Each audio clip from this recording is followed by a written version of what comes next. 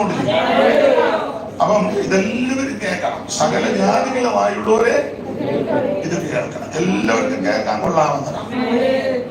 ഈ കേട്ടാൽ എന്ത് സംഭവിക്കും? ദൈവത്തിന് മഹത്വം. നാം അറിയാതെ തന്നെ ദൈവം വിടുതൽ നടത്തിക്കൊണ്ട്. ദൈവത്തിന് മഹത്വം. ഭാഗത്തേക്ക് അധികം പോകുന്നില്ല. എടുത്ത വാക്യത്തോട് കൂറ് പുലർത്തി ചില കാര്യങ്ങൾ ചിന്തിക്കാം. ഓർമ്മിച്ചല്ലോ, സുവിശേഷ പുസ്തകം.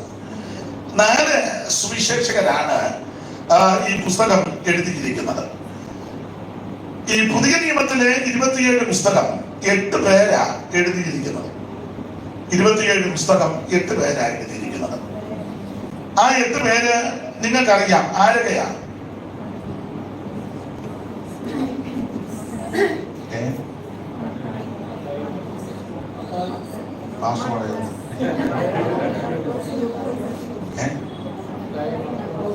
വേദപുസ്തകം മൊത്തം എത്ര പുസ്തകമാണ്? 66. എടുത്തോണ്ട് നടക്കാൻ വേണ്ടി കുറെ നാളായി. അതിൽ വന്ന് അറിഞ്ഞിച്ചു 66 പുസ്തകം. 40 എഴുത്തുകാരാണ് ഈ പുസ്തകം എഴുതിയിരിക്കുന്നത്. 66 പുസ്തകം, 40 എഴുത്തുകാർ. ഏതാണ്ട് 1600 കൊല്ലം കൊണ്ടാണ് ഇത് എഴുതി തീർന്നത്. എഴുതിയവരിൽ പലരും തമ്മിൽ കണ്ടിട്ടില്ല. പല നൂറ്റാണ്ടുകളിൽ ജീവിച്ചിരുന്നവരാ ഈ 40 പേരും. ആദ്യത്തെ 5 പുസ്തകം എഴുതിയത് സാധാരണ പഠിച്ചിരിക്കുന്നത് ആരെഴുതിയതാണ്? മോശെ എഴുതിയ പുസ്തകമാണ്. അപ്പൊ ചിലക്ക് ഒരു സംശയം വരും, വായിക്കുന്നവർക്കേ ഉള്ളൂ.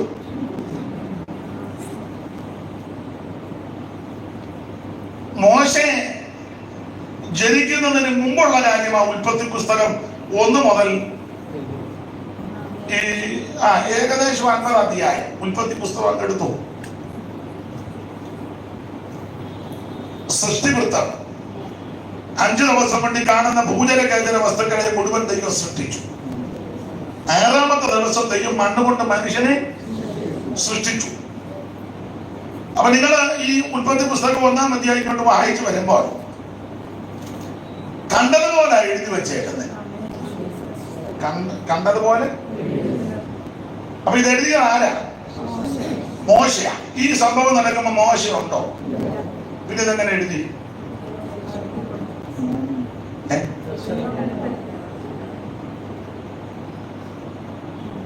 കണ്ടതുപോലല്ലേ ആദാമിനോടക്കം വരുത്തി.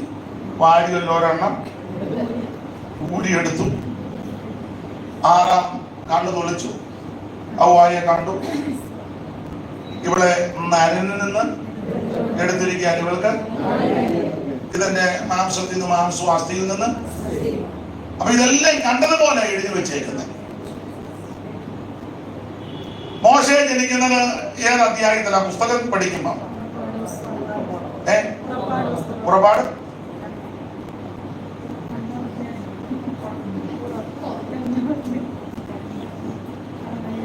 പുറപ്പാട് 2-ാം അധ്യായത്തിലാണ് ജനനത്തെ പറ്റി രേഖപ്പെടുത്തിയിരിക്കുന്നത്. 2-ാം അധ്യായത്തിന്റെ 2-3 വാക്യങ്ങളും അപ്പോസ്തല പ്രവൃത്തി 7-ാം അധ്യായവും എബ്രായ ലേഖനം 11-ാം അധ്യായവും ഒക്കെ ചേർത്ത് പഠിക്കുമ്പോൾ മോശയുടെ ജനനത്തെ പറ്റി പരാമർശമുണ്ട്. 3 പദമാണ് കൊടുത്തിരിക്കുന്നത്: സുന്ദരൻ, സൗന്ദര്യമുള്ളവൻ, ദിവ്യ സുന്ദരൻ. ഇങ്ങനെ കാണുന്നത്. അപ്പൊ ഈ മോശെ ജനിക്കുന്നതിന് മുമ്പുള്ള കാര്യമായി എഴുതി വെച്ചിരിക്കുന്നത്. കണ്ടതുപോലെ എഴുതി വെച്ചത്. അപ്പൊ എങ്ങനെ നമ്മളിത് മോശ എഴുതിയെന്ന് എങ്ങനെ? നാളെ അമ്മ പറഞ്ഞു നമ്മളെല്ലാം അങ്ങ് വിശ്വസിക്കുക. അല്ലാതെ ഇപ്പം നമ്മളെല്ലാം അങ്ങ് അങ്ങനെയൊക്കെയോ പഠിപ്പിക്കുന്ന കണ്ണടച്ചു. തെളിവ് വേണമല്ലോ. വാക്യങ്ങളെല്ലാം പഠിപ്പിക്കുന്നില്ല. നിങ്ങൾക്കറിയാം 40 ദിവസമാ മോശെ എവിടെ ഇരുന്നത്? ദൈവത്തിന്റെ സന്നിധിയിൽ 40 വെള്ളമൊന്നും കുടിച്ചില്ല, ആഹാരവുമില്ല. അത് ഇടയ്ക്ക് കയറി ചോദിക്കുക, മോശെ 40 ദിവസം എത്ര വട്ടം ഇരുന്നു?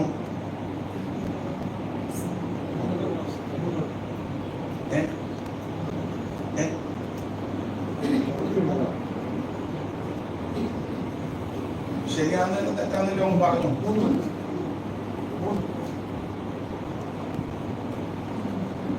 സാധാരണ ഇങ്ങനെ ചോദ്യങ്ങൾ ചോദിക്കുമ്പോൾ സഹോദരിമാരാ ചടിയിടാന്ന് പറയുന്നത്.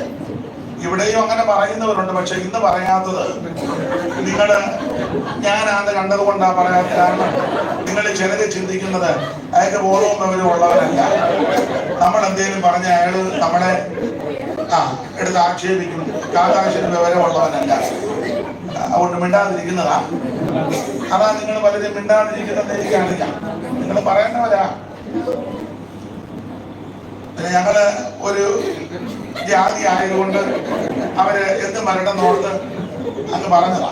അപ്പൊ മോശയെ 40 ദിവസം 3 വട്ടം ഇരുന്നു. അപ്പോൾ തന്നെ തിരുവചനം പഠിപ്പിക്കുന്നത് ഒരു സ്നേഹിതനോട് സംസാരിക്കുന്നത് പോലെ ദൈവം അങ്ങനെ ദൈവസ്ഥലിൽ ഇരുന്ന സമയത്തല്ല ദൈവം ഇതെല്ലാം വെളിപ്പെടുത്തും. സ്നേഹിതനോട് സംസാരിക്കുന്നത് പോലെ ദൈവം പറഞ്ഞു കൊടുത്തു. അതല്ല എഴുതി ദേഹം. അപ്പൊ ചിലക്ക് ഒരു സംശയം, അന്ന് എഴുതുണ്ടോ? ഉണ്ട്.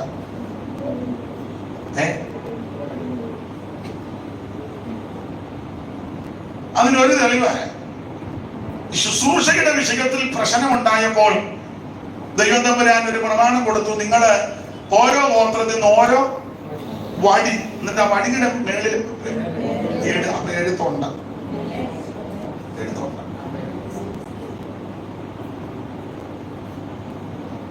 കുറച്ചുകൂടെ പുറകോട്ട് തന്നെ ചിന്തിച്ചാൽ സൈൻ ഉണ്ട്. അന്ന് കയ്യിലെ ആരും കൊല്ലരുത്, അതിനവനൊരു സൈൻ ഉണ്ടാവില്ല.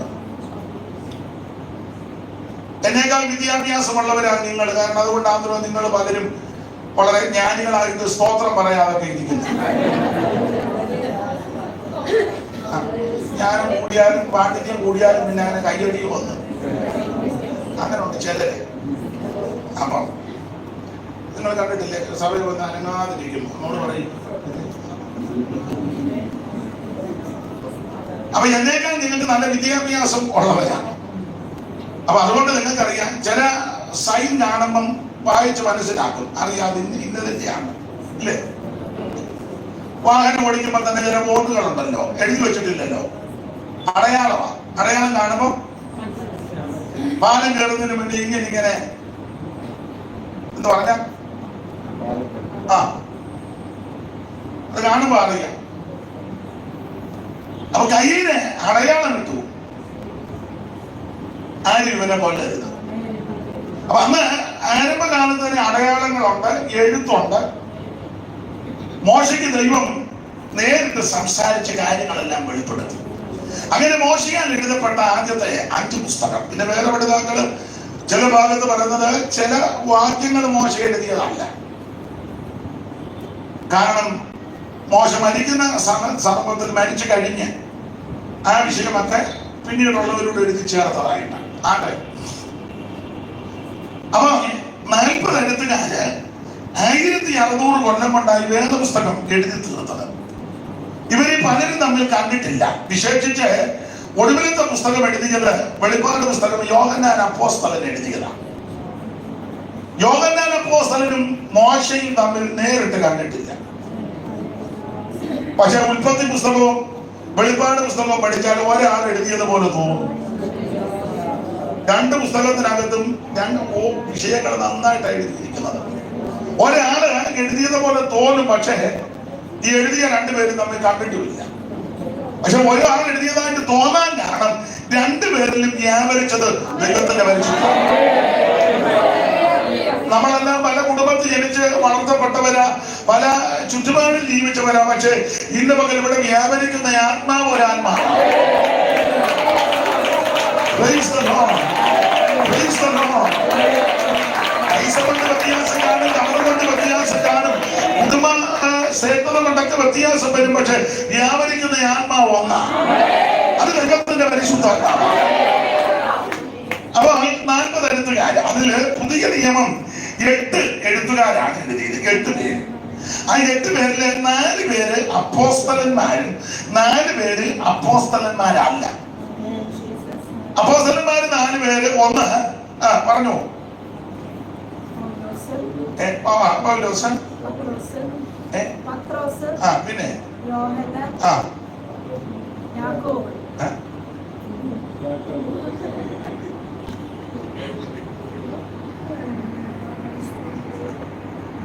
ഞാനിപ്പോ ഇത് പുസ്തകത്തെ പറ്റി പറഞ്ഞപ്പോ ആദ്യം നിങ്ങൾ ചിന്തിച്ചു, ഓ ഇതൊക്കെയാണോ പറയുന്നത്? അത് തന്നെ അറിയാമെന്ന് ഞാൻ കിടക്കുക. ഇതിന്റെ ആദ്യ പാഠം പുസ്തകക്രമം ഞാൻ തുടങ്ങിയപ്പോഴേ നിങ്ങൾ ചിന്തിച്ചു, ഓ ഇതാണോ? അത് തന്നെ ഇപ്പം തെറ്റ പുള്ളി അപ്പൊ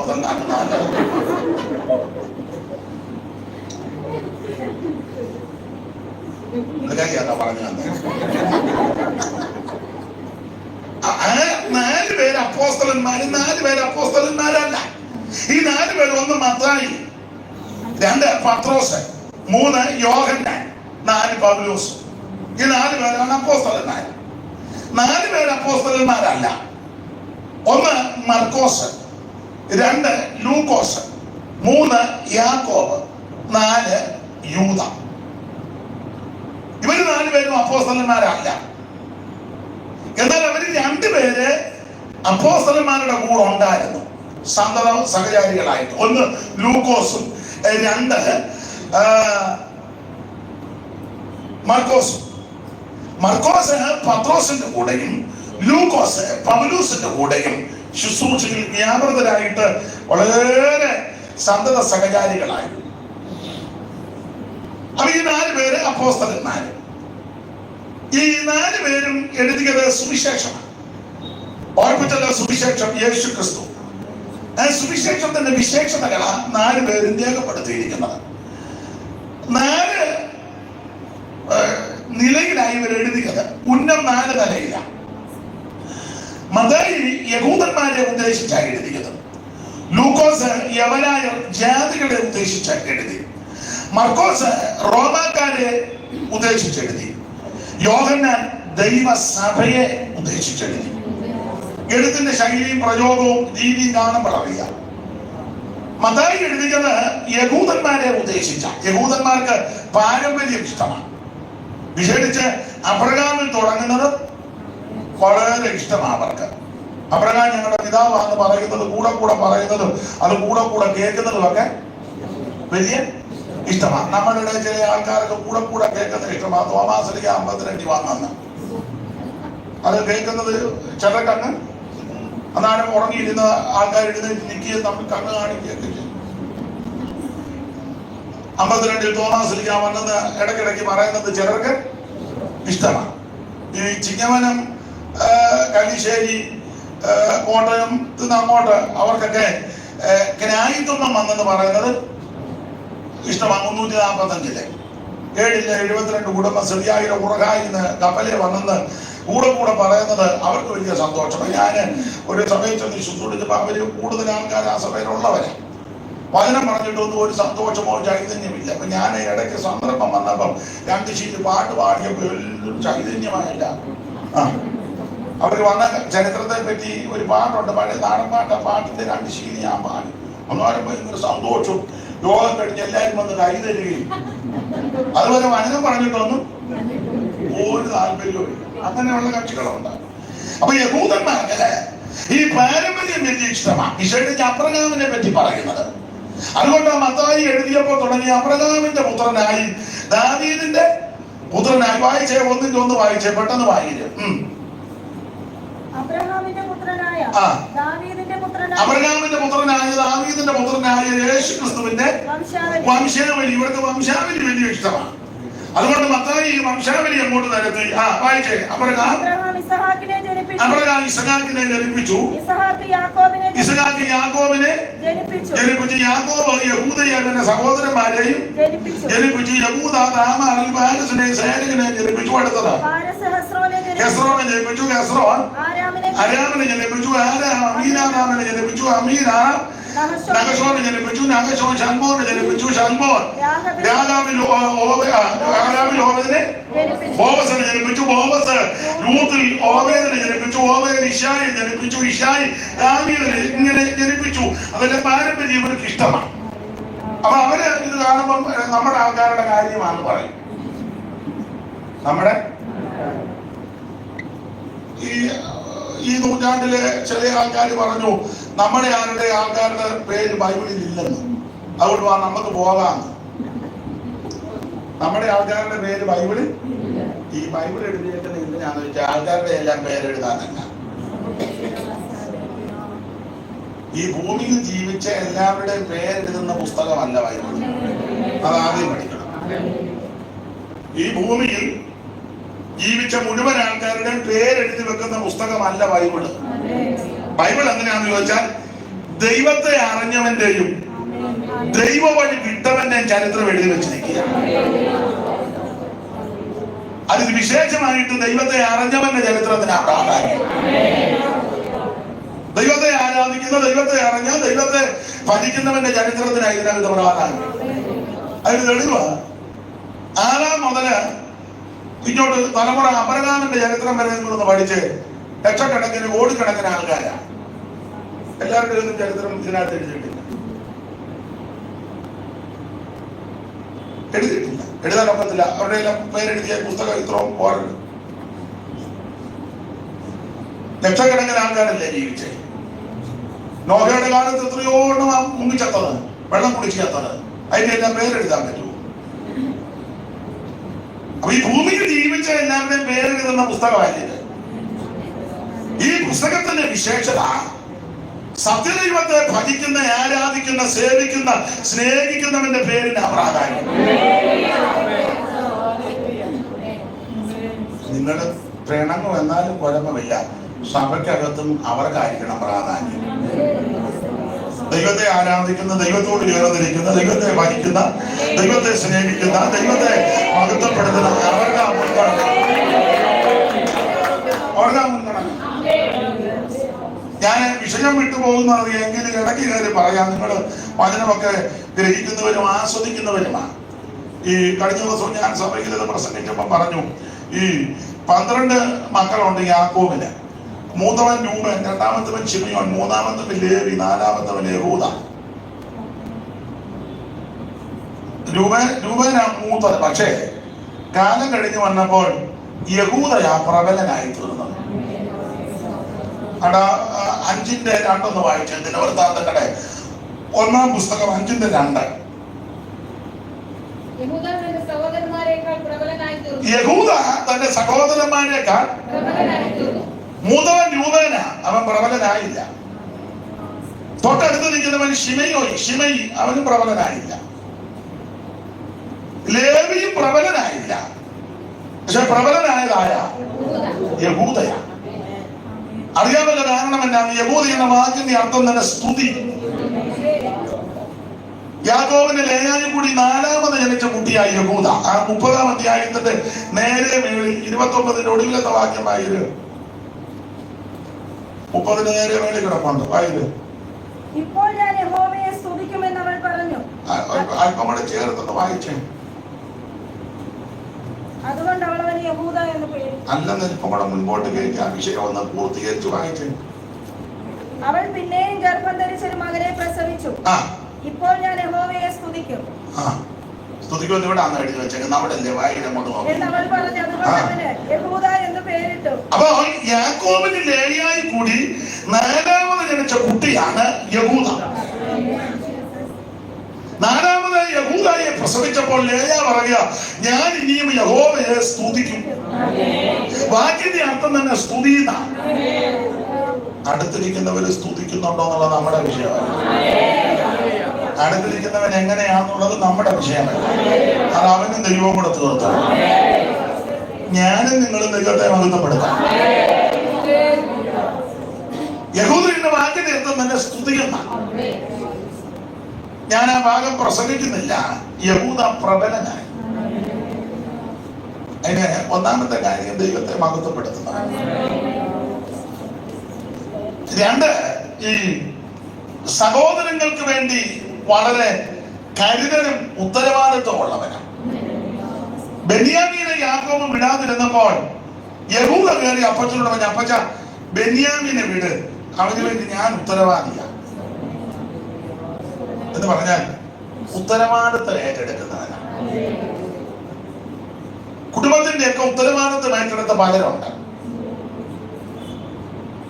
ദൈവം തന്നെ അറിയുന്നുണ്ട്, കൈവിടത്തില്ല.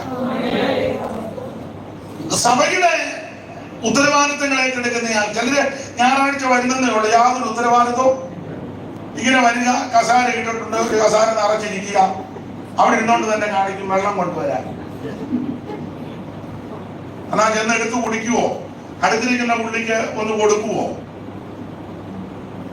ചിലര് ഒരാൾ വന്നാൽ പോലും എഴുന്നേറ്റ് കൊടുക്കുകയല്ല, അന്നേരം മുണ്ടിയിരിക്കുമ്പോൾ ഇരിക്കും, കണ്ണടച്ചു.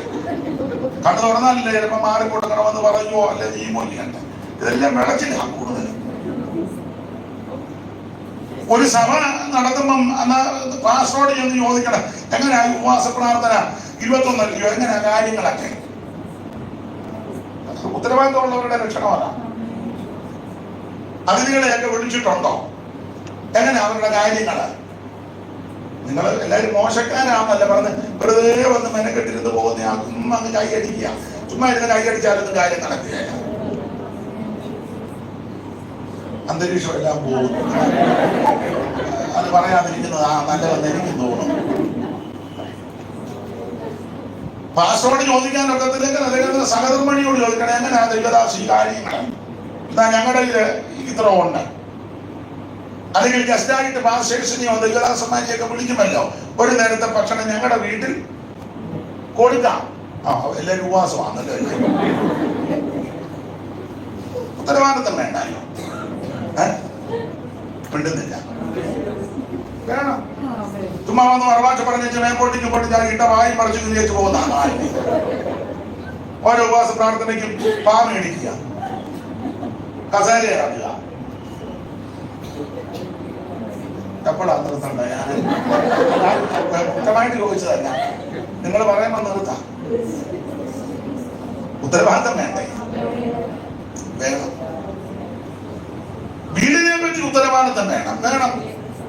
വിശേഷിച്ച് സഹോദരന്മാർക്കും എല്ലാവർക്കും സഹോദരിമാർക്കും പേരും സ്ഥലമൊന്നും പറഞ്ഞൊരു സഹോദരനുണ്ട്, 3-4 കൂട്ടുകാരുമായിട്ട് വന്ന് വെച്ച് തിണ്ണേലിരുന്ന അകത്തോട്ട് പോലും കയറുന്നില്ല. അവന്റെ വീടാണ്.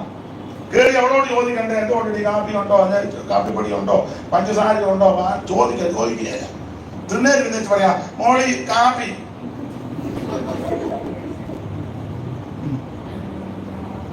ഒരിക്കലും പറഞ്ഞു അലുവ എടുത്തോണ്ട് വരാൻ. അവളെവിടെ കിട്ടുന്ന അലുവ അകത്ത് കിടന്ന് എപ്പോഴാണപ്പെടുക അലുവ കൊണ്ടുവരാൻ.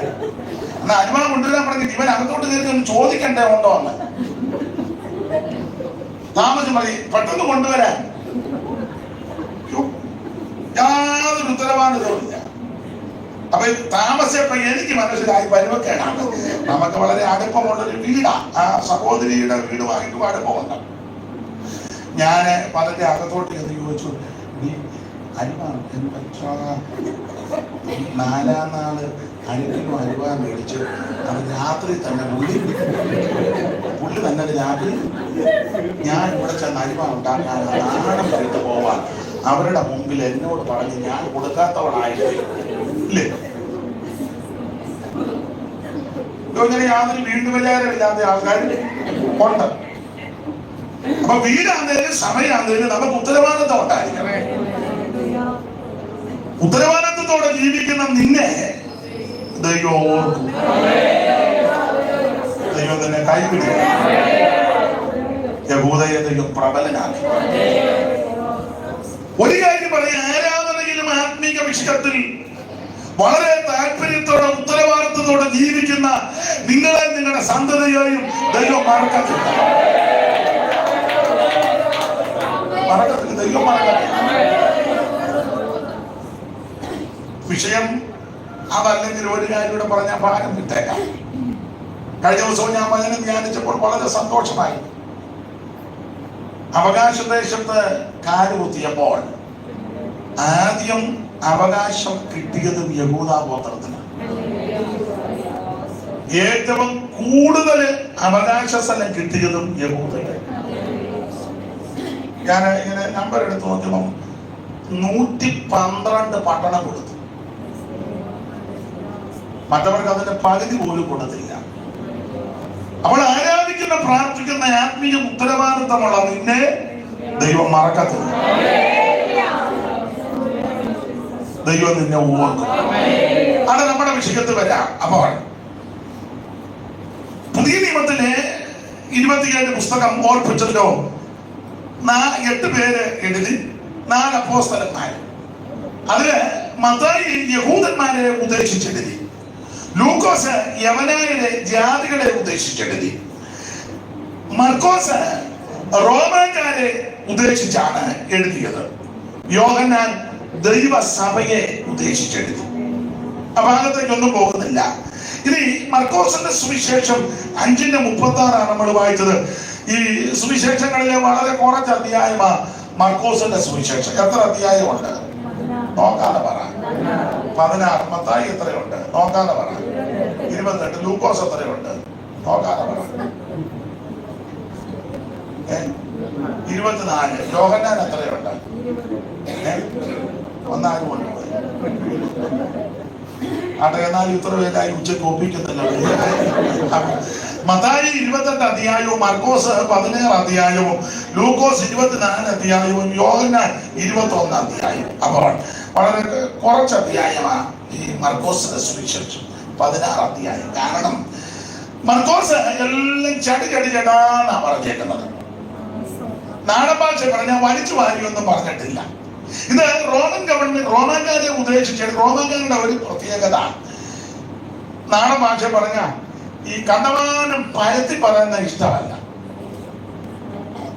ഒത്തിരി വലിച്ചു വാരി നീട്ടി പറയുന്നത് ഷോർട്ടായിട്ട് പറയണം. ഇപ്പൊ ഉദാഹരണം, കഴിഞ്ഞ ആഴ്ച പനിയായിരുന്നു, ദൈവമക്കൾ പ്രാർത്ഥിച്ചു, യേശു സൗഖ്യമാക്കി തീർന്നു.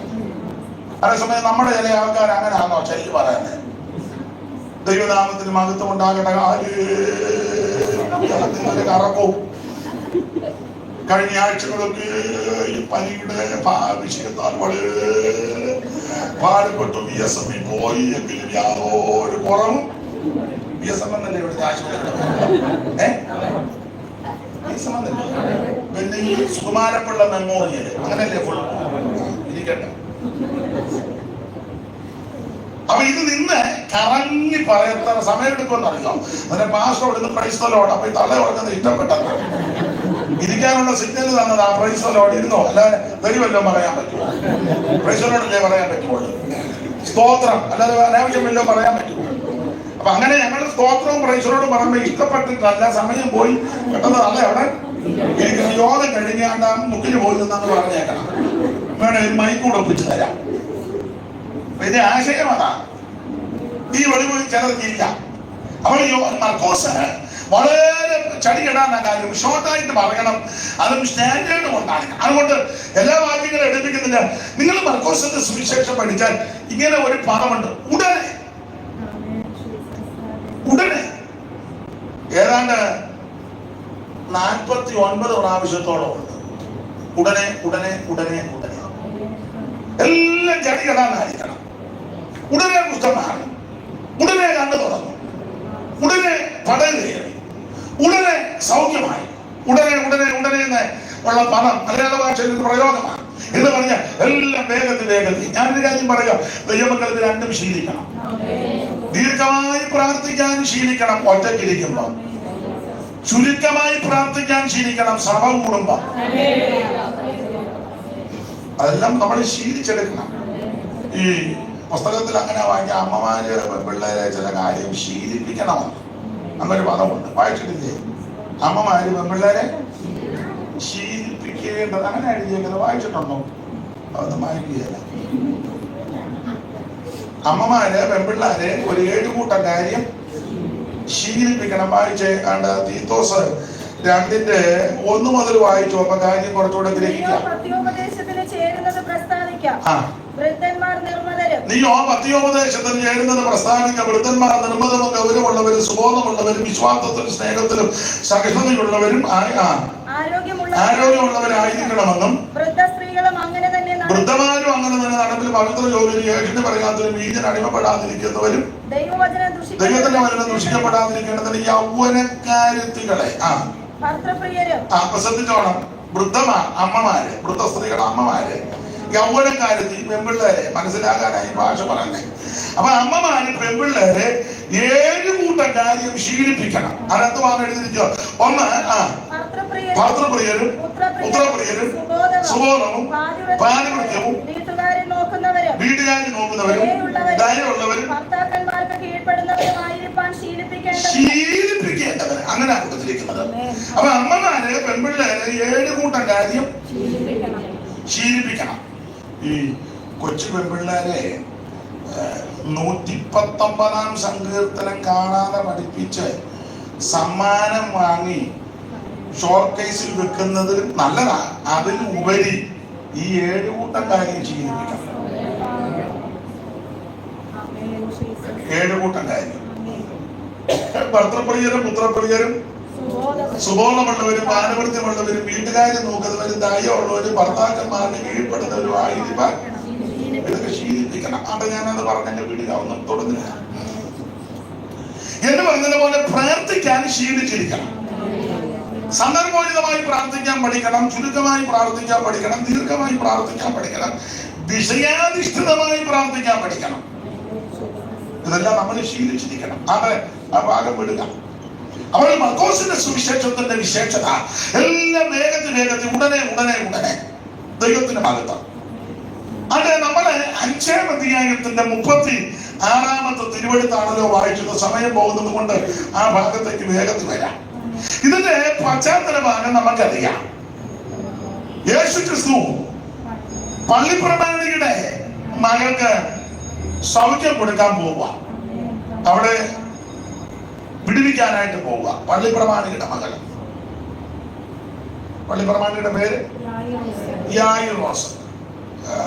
പെൺകുട്ടിയുടെ പേര് അവിടെ എഴുതിയിട്ടില്ല. ഉണ്ടോ? ഇല്ല. ഞാൻ കുഞ്ഞോളെന്നാ വിളിക്കുന്നത്, കുഞ്ഞുമോള്. കാരണം അവിടെ ഒരു പദമുള്ളത് കൊണ്ട് കുഞ്ഞുമകൾ എന്നൊരു പ്രയോഗമുണ്ട്. ഞാൻ കുഞ്ഞുമോളെ കണ്ടിട്ടതാ. ഇവിടെ കുഞ്ഞുമോള് വല്ലോണ്ട് ഞങ്ങൾക്ക് ക്ഷമിക്കണം. അപ്പം യായിറോസിന്റെ മകൾ ആ കുഞ്ഞുമോള്. കുഞ്ഞുമോൾക്ക് എത്ര വയസ്സുണ്ട്?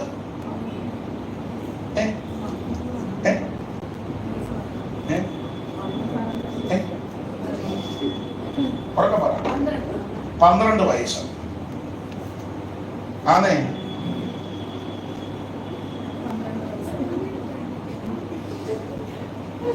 അപ്പൊ 12 വയസ്സുള്ള ഈ പെൺകുട്ടി.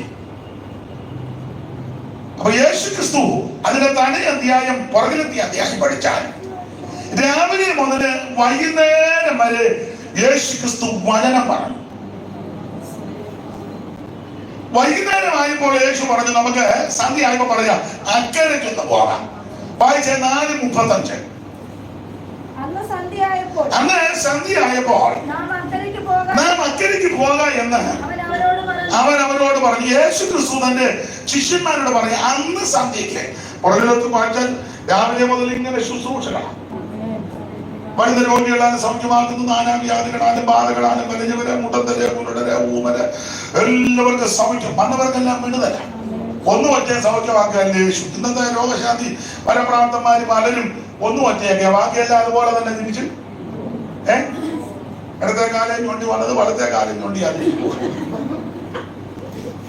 രോഗശാന്തി ഇല്ലെന്നില്ല, രോഗശാന്തി അന്നും ഇന്നും കർത്താവിന്റെ വരവ് വരെ ഉണ്ട്. പക്ഷെ ഈ പേര് പറഞ്ഞ ഒത്തിരി പേര് മുതലെടുക്കുന്നുണ്ടെന്നുള്ളതാ അതിന് മറുപക്ഷം. പക്ഷെ ഇന്നും ദൈവ സൗഖ്യമാകുന്നു. സ്തോത്രം. ഇപ്പൊ നമ്മുടെ ഇടയിലെല്ലാം മിക്കടത്തും കണ്ടുവരുന്നത് ആരെയും മരിച്ച ഉടനെ കുറെ എണ്ണം വട്ടം എടുത്ത് പ്രാർത്ഥിക്കാം ഉയർക്കാൻ. ഒരെണ്ണം ഉയർത്തുമില്ല. ചുമ്മാ വെളിവില്ലാത്ത ഒത്തിരി ഇറങ്ങിയിട്ടുണ്ട്. ഒരടക്കത്തിന് ഞാന് പോയി, ഭയങ്കര ആളാ. ഞാന് വണ്ടിയിൽ അവിടെ കുറച്ച് നടന്നു പോകണം, തോടിന്റെ കരയിൽ കൂടെ പോകണം. അപ്പൊ എന്നോട് പറഞ്ഞു അച്ഛാന് ഉടനെ പോവോ ഇവിടെ നിൽക്കുമോ? ഞാൻ പറഞ്ഞു എന്നാ ഉടനെ പോകുന്നതായിരിക്കും നല്ലത്. ഞാൻ ചോദിച്ചു എന്നാ? ഇന്നലെ രാത്രി മുതൽ ഉയർപ്പ് തുടങ്ങിയതാണെന്ന് പറഞ്ഞു. ഇന്നലെ രാത്രി മുതൽ ഉയർപ്പിക്കാന്ന്. ഞാൻ ചോദിച്ചു എന്തും ഒന്നും ആയില്ല, ചെറിയതായിട്ട് നാറ്റമൊക്കെ വെച്ചിട്ടുണ്ടെന്ന് പറഞ്ഞു. അങ്ങ് ഉയർപ്പിക്കുക. പിന്നെ ഞാൻ ഒരു പാലമൊക്കെ കയറി നടന്ന് ചെന്നപ്പം പരിവൊക്കെയാണ് കുറെ എണ്ണം മുണ്ടുമൊക്കെ മടക്കിൽ കുത്തി കൈയൊക്കെ തെറുത്ത് നിൽക്കണം. എനിക്ക് നല്ല കൊള്ളാൻ വയ്യ. അതുകൊണ്ട് ഞാൻ കൂടുതലുള്ള മുന്നോട്ട് പറഞ്ഞ് നമുക്ക് കണ്ടേച്ച് പെട്ടെന്ന് അത് അടിമതി കാണാൻ പറയണം. ഞാൻ ആദ്യക്കാടുമെന്ന് പറയണം. വെള്ളത്തിൽ എനിക്ക് പരിചയമുണ്ട്. കാവാലം ആയതുകൊണ്ട് ഇപ്പം വെള്ളത്തിൽ നമ്മുടെ അങ്ങനെ ചെറിയ അടിമതിയാണെങ്കിൽ നമ്മൾ പറഞ്ഞേക്കണേ ഞാൻ വെള്ളത്തിലോട്ട് ചാടിയേക്കാണ് ഞാനും പറയുന്നത്. നല്ല കൊള്ളാൻ വയ്യാത്തതുകൊണ്ടാണ്. ഞാനവിടെ ചെന്നപ്പോൾ അവരെ ഉയർപ്പിച്ചോണ്ടിരിക്കുകയാണ്. ഉയർത്തൊന്നുമില്ല. പരത്തന്മാരെ കൊണ്ടുവന്ന് അടക്കി ഉയർക്കും കാകണമെന്ന് നിൽക്കുന്നു. മരിച്ചവൻ ഉയർത്തില്ല, ഉയർത്തും, ഉയർത്തിട്ടുമുണ്ട്. നാളെയും ദൈവം അത്ഭുതം ചെയ്യും. പക്ഷെ ഈ കോമാളിത്തരത്തിലൊന്നും ദൈവം കൂട്ടു നിൽക്കുകയാണ്. ഈ ചത്തവരെല്ലാം ഉയർന്നു വരികയാണ്. നിങ്ങളുടെ അമ്മായിയമ്മയെ ഉയർപ്പിച്ചു കൊണ്ടുവരികയാണ്. നിങ്ങൾ സമ്മതിക്കുവോ? പറ. അമ്മായിയമ്മയുണ്ടോ? ഉയർപ്പിച്ചുകൊണ്ട് വരുക സ്വീകരിക്കാം. അല്ല ഹേരായി. അയ്യോ, നിങ്ങൾ ഇരിക്കാൻ പറഞ്ഞതല്ല. മരണം ദൈവം വെച്ച വ്യവസ്ഥയല്ലേ? ദൈവം വെച്ച വ്യവസ്ഥയാ. ദൈവത്തിന്റെ മഹത്വം അത് ആർക്കും മാറ്റാനൊന്നും നോക്കത്തില്ല. എന്നാൽ ചില പ്രത്യേക കേസുകളുണ്ട്. അത് ദൈവത്തിന്റെ നാമം മഹത്വപ്പെടാൻ. ലാസർ മരിച്ചു, നാറ്റം വെച്ചു, 4 ദിവസമായി. യേശുവൻ ഉയർപ്പിച്ചു. അത് ദൈവപുത്രന്റെ നാമം മഹത്വപ്പെടുവാനും വചനത്തെ ഉറപ്പിക്കുവാനും യേശു ദൈവമാണെന്ന് തെളിയുക.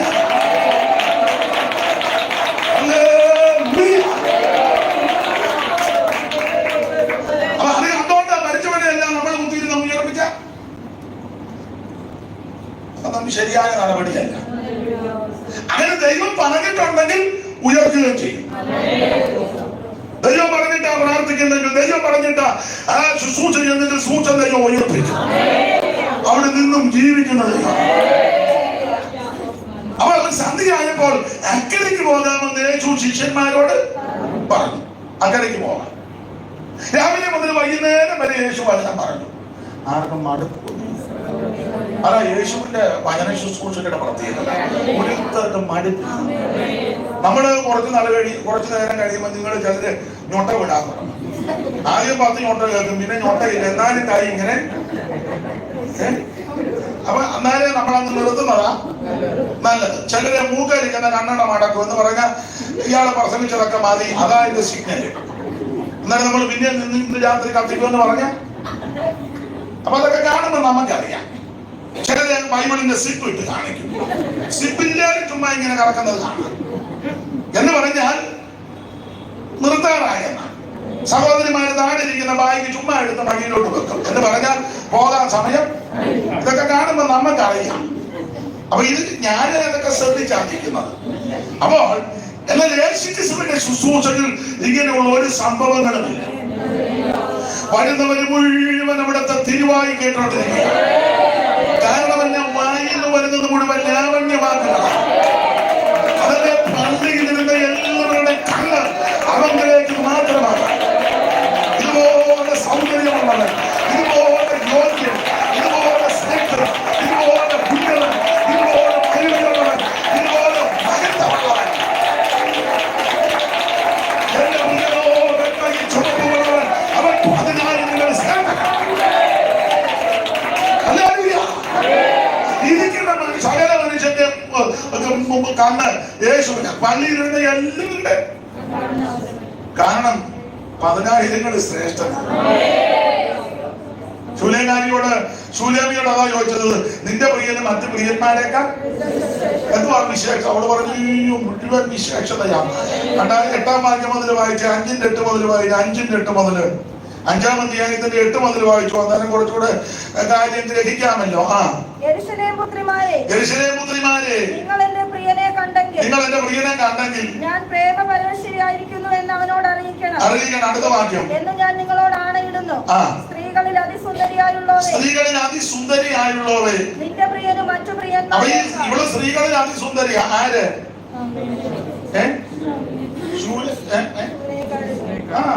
ഭയങ്കര സൗന്ദര്യമാണ്.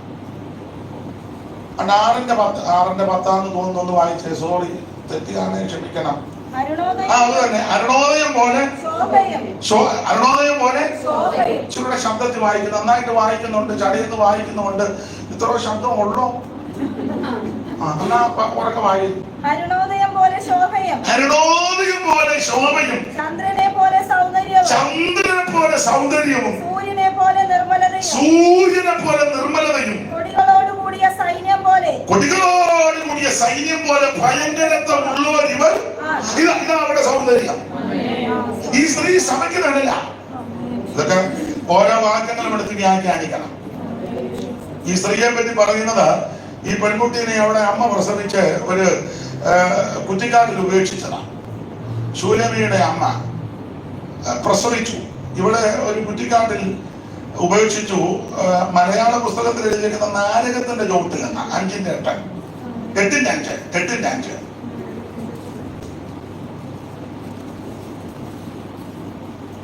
മരുഭൂമിയിൽ നിന്ന് തന്റെ പ്രിയന്റെ മേൽ ചാരിക്കൊണ്ട് വരുന്നവരിവളാണ്. നാരകത്തിൽ ചുവട്ടിൽ വെച്ച് ഞാൻ നിന്നെ ഉണർത്തി. അവിടെ വെച്ചല്ലോ നിന്റെ അമ്മ നിന്നെ പ്രസവിച്ചത്. നാരകത്തിന്റെ ചുവട്ടിലാണ് പ്രസവിച്ചത്.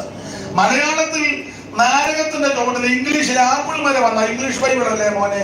ഒരു ഇംഗ്ലീഷും കൂടി ഇരിക്കട്ടെ, അതായത് ഉച്ചയായില്ലേ? 8:5 സോങ് ഓഫ് സോങ്സ്.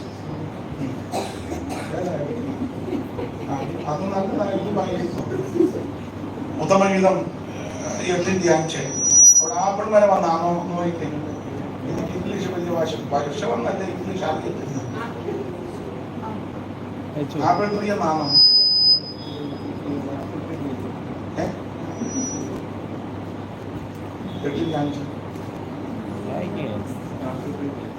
ആണോ?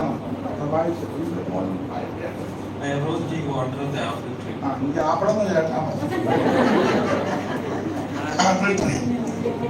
അപ്പോൾ മലയാളത്തിൽ നാരകത്തിന്റെ ചുവടെന്ന, ഇംഗ്ലീഷിൽ ആപ്പിള. ഇനി അത് പറഞ്ഞ് സഭ രണ്ടാകരുത്. ആപ്പിൾ സഭയും നാരക സഭയും ആയിട്ട് അങ്ങനെയാണല്ലോ സഭയെല്ലാം ഉണ്ടാകുന്നത്. മാസിയോത്തിന് എരിശ്ശേരി സാമ്പാറും വിളമ്പെന്ന് പറഞ്ഞ് 2 സഭയായി. എരിശ്ശേരിക്കാരെല്ലാം കൂടെ ഒരു സഭ, സാമ്പാറെല്ലാം കൂടെ നടന്ന കാര്യമാണ്. അങ്ങനെയൊക്കെ ഉണ്ടാക്കാൻ സാധ്യതയുണ്ട്. എന്തായാലും ഈ സ്ത്രീയെ, ഈ പെൺകുട്ടിയെ പ്രസവിച്ച് നാരകത്തിന്റെ ചുവട്ടിൽ ഇട്ടു. മലയാളത്തിൽ അങ്ങനെ, ആ പടത്തിൽ അങ്ങനെ ആയിക്കോട്ടെ. അതിലെ ആടിനെ തീറ്റി ഇടയ ചെറുക്കൻ കരകിലാകാറായ പെൺകുട്ടിയെ കണ്ട്, ചോരക്കുഞ്ഞിനെ കണ്ട് എടുത്ത് ഉമ്മ വെച്ച് മുത്തമിട്ട് വീട്ടിൽ കൊണ്ടുപോയി അമ്മയുടെ കൈ കൊടുത്തു. ആ അമ്മ ഇവിടെ വളർത്തി, ചരിത്രത്തിലോട്ടൊന്നും പോകുന്നില്ല. അങ്ങനെ അമ്മ വളർത്തി. ഇടയ ചെറുക്കൻ മറ്റാരുമല്ല, യേശു ക്രിസ്തുവാണ്. ഈ പെൺകുട്ടി ആരാന്ന് ചോദിച്ചാൽ ഞാനും നിങ്ങളുമാണ്.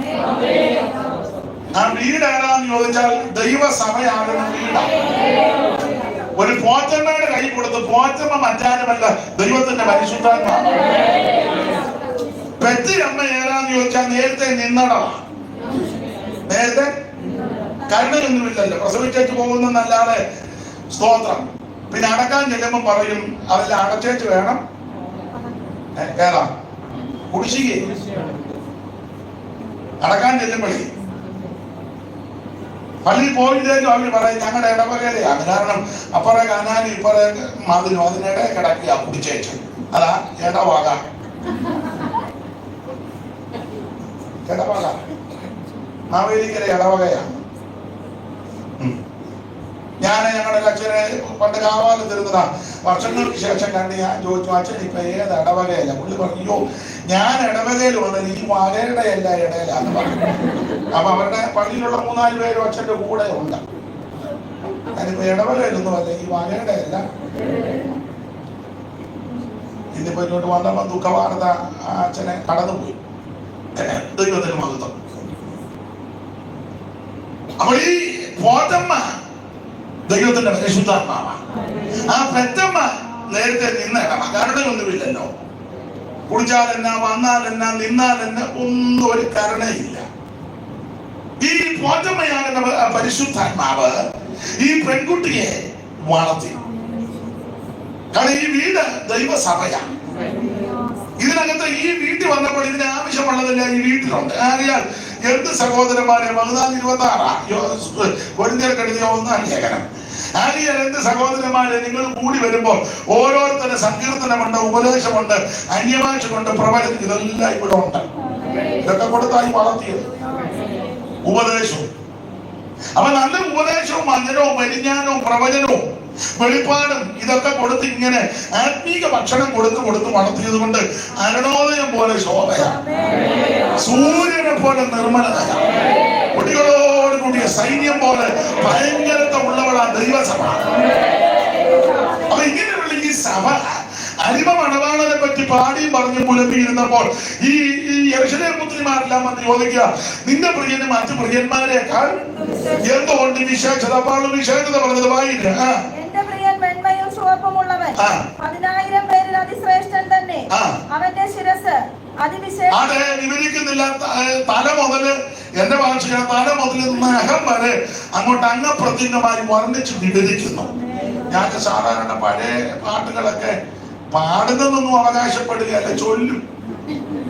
അപ്പം അതിന് ഹാർമോണിയമൊക്കെ വായിക്കുന്ന സഹോദരന്മാർ കൊണ്ട് അത് ഒരു സന്തോഷമാണ്. ചിലർക്ക് അത് ബുദ്ധിമുട്ടാണെന്നും അറിയാം, എങ്കിലും പഴയ പാട്ടിന്റെ വരികളാ ചൊല്ലുന്നത്. അപ്പം ഇന്നതൊന്നും പാടുന്നില്ല, ഉപവാസ പ്രാർത്ഥനയാണല്ലോ. എങ്കിലും ഈ സന്ദർഭോചിതമായിട്ട് ഒരു വരി ഇരമൻ തമ്പിയൊക്കെ എഴുതിയ വരികളുണ്ടല്ലോ, അതിനോട് ചേർന്ന് സാറ് ഒരു വരി കൊടുത്തിട്ടുണ്ട്. നല്ലോരി സുന്ദരി നിന്റെ പ്രിയനെന്തു വിശേഷതയുള്ളൂ, നല്ലോരി സുന്ദരി നിന്റെ പ്രിയനെന്തു വിശേഷതയുള്ളൂ, 1000 ഭർത്താളെ നോക്ക് അതിൽ എന്നേശു മുഖ്യനായുണ്ട്. അപ്പൊ ഈ 5-ാം അധ്യായത്തിന്റെ 10 മുതൽ താഴോട്ട് പഠിച്ചാൽ യേശു ക്രിസ്തുവിന്റെ അംഗപ്രത്യംഗ വർണ്ണനയാണ്. ഇതുപോലെ ശ്രേഷ്ഠനാകുന്ന, ഉന്നതനാകുന്ന, മഹിമയുള്ള, സൗന്ദര്യമുള്ള ഒരുത്തൻ ഉലകത്തിൽ വന്നിട്ടുമില്ല, വരത്തുമില്ല. അത് ജീസസിന്റെ ഭാഷ പറഞ്ഞാൽ അവനൊപ്പം പറയാനൊരാളില്ല, അവനെ പോലെ ആരാധനായിരുന്നില്ല. അവനെ ശരണമാക്കുക നമ്മുടെ ഏറ്റവും വലിയ ഭാഗ്യം.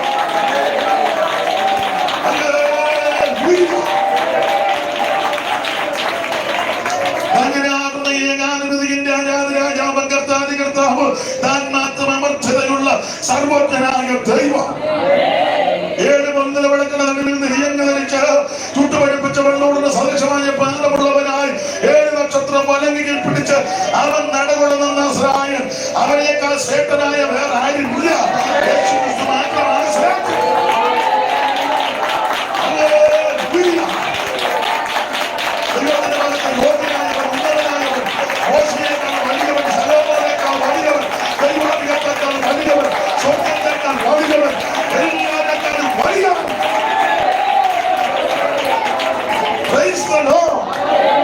അതുകൊണ്ട് പള്ളിയിലിരുന്ന എല്ലാവരുടെയും കണ്ണ് അവങ്ങനെയൊക്കെ. അപ്പൊ മുഖത്തോട്ട് നോക്കിയാൽ കണ്ണ് പറഞ്ഞാൽ അതുപോലെ സൗന്ദര്യമാണ്. ആ മുഖത്തോട്ട് നോക്കി വെച്ച് പേരിശ്ശേരി മത്തായിച്ചന്റെ ഒരിക്കലും ഞാൻ എപ്പോഴും പറയും, ഒരു വരി എഴുതി ഇങ്ങനെ, കോട്ടി സൂര്യ പ്രഭയേറും രാജരാജ നിന്റെ കൂടെ വരും ഞങ്ങളെ കൺപാർക്കദേവ. കോടി സൂര്യപ്രഭ. ആ മുഖത്തോട്ട് നോക്കിയ സൈമൺ സാർ ഒരു വരി എഴുതി, നിൻമുഖത്ത് നിന്നു തൂകുന്ന മധു പൂരത്തിൽ അമ്പേ മുങ്ങിലയിക്കുന്ന ദിവ്യജ്ഞാനികൾ. ആ മുഖത്തോട്ട് നോക്കുമ്പോ തേൻ എത്തിക്ക് വീടുകയാണ്. അത്രയ്ക്ക് ശ്രേഷ്ഠനായ യേശു. C.S. മാത്യു നോക്കിയെഴുതി 10,000 പേരുകളിൽ പരമസുന്ദരൻ. എത്ര പാട്ടുകാരാ എഴുതിയിട്ട് പാടിയിട്ട് ആർത്തി മതി വരുന്നില്ലല്ലോ. അതുപോലെ ശ്രേഷ്ഠനായ യേശു. വായിന്ന് വരുന്നതെല്ലാം ലാവണ്യമാണ്. അതുകൊണ്ട് വരുന്നവർക്ക് ആർക്കും പോകണമെന്നും ഇല്ല. 3 ദിവസമൊക്കെ ഇരുന്ന് ആഗ്രഹിക്കുന്നത്. 3 ദിവസം നമ്മൾ 3 മണിക്കൂറാകുമ്പോഴേ അസ്വസ്ഥതയായി. 3 ദിവസമൊക്കെ ഇരുന്ന് കേൾക്കുക. അപ്പോൾ അങ്ങനെ രാവിലെ മുതൽ മുതൽ വൈകുന്നേരം വരെ വചനം കേട്ടു. സന്ധ്യയായപ്പോൾ യേശു പറഞ്ഞു നമുക്ക് അക്കരയ്ക്ക്. ഈ അക്കരയ്ക്ക് പോകാമെന്ന് യേശു പറഞ്ഞപ്പോൾ എന്തിനാ പോകുന്നത് ശിഷ്യന്മാർക്ക് പിടികിട്ടിയില്ല. ഈ ശിഷ്യന്മാർക്ക് പല കാര്യവും പിടികിട്ടില്ല. ഇവര് ചുമ്മാ കിടന്ന് ഗ്ലോറി വിക്ടറിയൊക്കെ പറയുന്നതാണ്. ഇതൊന്നും അറിഞ്ഞുകൊണ്ടൊന്നുമല്ല. ചുമ്മാ ഈ താറാവ് വെള്ളത്തിൽ വിടുന്നത് പോലെ.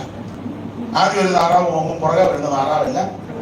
നമ്മൾ നീ എന്തിനാ വെള്ളത്തിൽ തങ്കമ്മ ചാടിയപ്പോ ഞാന് തങ്കമ്മ ചാടുകയും ചെയ്തു, ചിന്നമ്മ പുറകെ നിൽക്കുകയും ചെയ്യുക. അപ്പൊ പിന്നെ ചാടാതെ നമ്മുടെ മിക്കവരുടെയും പോട്ടെ. ഈ പണ്ട് ഒരു സംഭവം നടക്കും. സഭയൊന്നും ഞാൻ പറയുന്നില്ല. ഈ പഴയ അമ്മച്ചിമാർക്കും അപ്പച്ചന്മാർക്കും അറിയാം. പണ്ടൊക്കെ ഇപ്പോഴല്ലേ കസേര സഭകളില് പണ്ടൊക്കെ എല്ലാവരും മുട്ടയിലിരുന്നാ പ്രാർത്ഥിക്കുന്നത്. അപ്പം പ്രാർത്ഥനയുടെ സമയത്ത് മുഴങ്കാലും വരുന്നതിന് കമന്നങ്ങ് കിടണം. മുഴങ്കാലും ഇത് കാല് പുറകോട്ടാക്കി കമന്ന് കിടന്നാ പ്രാർത്ഥിക്കുന്നത് അമ്മമാരൊക്കെ അപ്പന്മാരുമൊക്കെ. അപ്പൊ ഒരു സഭയില് ഒരമ്മ കമന്ന് കിടന്ന് പ്രാർത്ഥിക്കുക. എല്ലാവരും കമന്ന് കിടക്കുക. പാസ്റ്ററും പുൽപ്പിറ്റിന്റെ അവിടെ താഴെ കമന്ന് പ്രാർത്ഥനയാണ്. അപ്പം ഈ അമ്മ ഇച്ചിരി കൃപയൊക്കെ ഉള്ള അമ്മയാണ്. അപ്പൊ കമന്ന് കിടന്ന് പ്രാർത്ഥിച്ചുകൊണ്ടിരിക്കുമ്പം ഒരു കൊച്ചു മുട്ടയിലെഴുതി നടക്കുന്ന കുഞ്ഞെ ഇഴഞ്ഞിഴഞ്ഞ് വന്ന് ഈ അമ്മയുടെ ഈ കാലിൻ്റെ ഇവിടെ ഒരു കടി. കുഞ്ഞമ്പല്ലി വരുന്ന സമയമാണ്. അപ്പൊ ഈ പുറകുവശത്ത് ഈ 7 നാടിയായിട്ട് കൊച്ചു കാണിച്ചു. കുഞ്ഞ് വലിയ കടിയിച്ച് പറഞ്ഞപ്പോ ഈ പ്രാർത്ഥിച്ചുകൊണ്ടിരുന്ന ഈ അമ്മ ഉറക്കാപ്പെടുന്നത്. അപ്പൊ അമ്മ എല്ലാവരും കമ എഴുതി എന്നതാണെന്നും ആരും എല്ലാവരും ആത്മാവിലാണ്. അപ്പൊ ജനമെല്ലാം ധരിച്ചത് ഈ പ്രാർത്ഥിക്കുന്ന അമ്മ എന്തോ വെളിപ്പാട് കണ്ട് ഭത്സിക്കുക. അത് ഓർത്ത് എല്ലാവരും ആത്മാവിൽ കടി കൊണ്ട് അമ്മ ആത്മാവിലായി കടിച്ച കൊച്ച് അന്തം വിട്ട് നിൽക്കാം. അപ്പം നമ്മുടെ പലരുടെയും കയ്യടി ആരാധനയും ബഹളമൊക്കെ പലരും കഥ അറിഞ്ഞുകൊണ്ടൊന്നും അല്ലെന്ന് പറയാൻ ഒരു തെളിവ് തന്നേ ഉള്ളൂ. എല്ലാവരും അങ്ങനെയാണെന്ന് മാറ്റി സമർത്ഥിച്ചു. പിന്നീട് വിവരങ്ങൾ അറിഞ്ഞപ്പോഴാ രോഗമെല്ലാം കഴിഞ്ഞപ്പോ എന്തിനാണ് അന്നാലെ ശബ്ദം കൊച്ചന്റെ കടിപ്പിച്ച് പറഞ്ഞു. പിന്നെ അവര് നോക്കിയപ്പോ അവിടെ വന്ന് തിരുത്തു. ഇതിനാ അമ്മ ഭൂമിയത്. അപ്പം എല്ലാവരും ഓർത്തത് അമ്മ വെളിപ്പാട് ഏതാണ്ട് കണ്ട്. അപ്പം മിക്കതും ഇങ്ങനെ അത് ഞാൻ പറഞ്ഞതാണ്. അപ്പം അക്കരയ്ക്ക് പോകാമെന്ന് യേശു പറഞ്ഞപ്പോൾ എന്തിനാ പോകുന്നത് ഇവർക്ക് പലർക്കും പിടികിട്ടില്ല. പക്ഷെ യേശുവിനറിയാം എന്തിനാ പോകുന്നത്. കർത്താവ് ഉദ്ദേശമില്ലാതെ ഒന്നും പോകാറില്ല. ഇന്ന് പകൽ ഇവിടെ വന്നിട്ടുണ്ട്, അവിടുത്തെ ഉദ്ദേശമുണ്ട്. ഇന്ന് പകൽ നമ്മുടെ നടുവിലുണ്ട്, അവിടുത്തെ ഉദ്ദേശമുണ്ട്. വന്നതായി സാധിപ്പിച്ചല്ലാതെ, വന്നതായി നടത്തിയല്ലാതെ, വന്നതായി നിറവേറ്റിയല്ലാതെ അവിടുന്ന് പോകത്തില്ല. മാറ്റി അതുകൊണ്ട് അവിടുന്ന് കൂലി വന്നിട്ടുണ്ട്. ഇന്ന് പകൽ നാറ്റം വെച്ച വിഷയത്തിൽ കൂലി മറുപടി തരാതെ ആരും വിടുതൽ തരാതെ പോകത്തില്ല.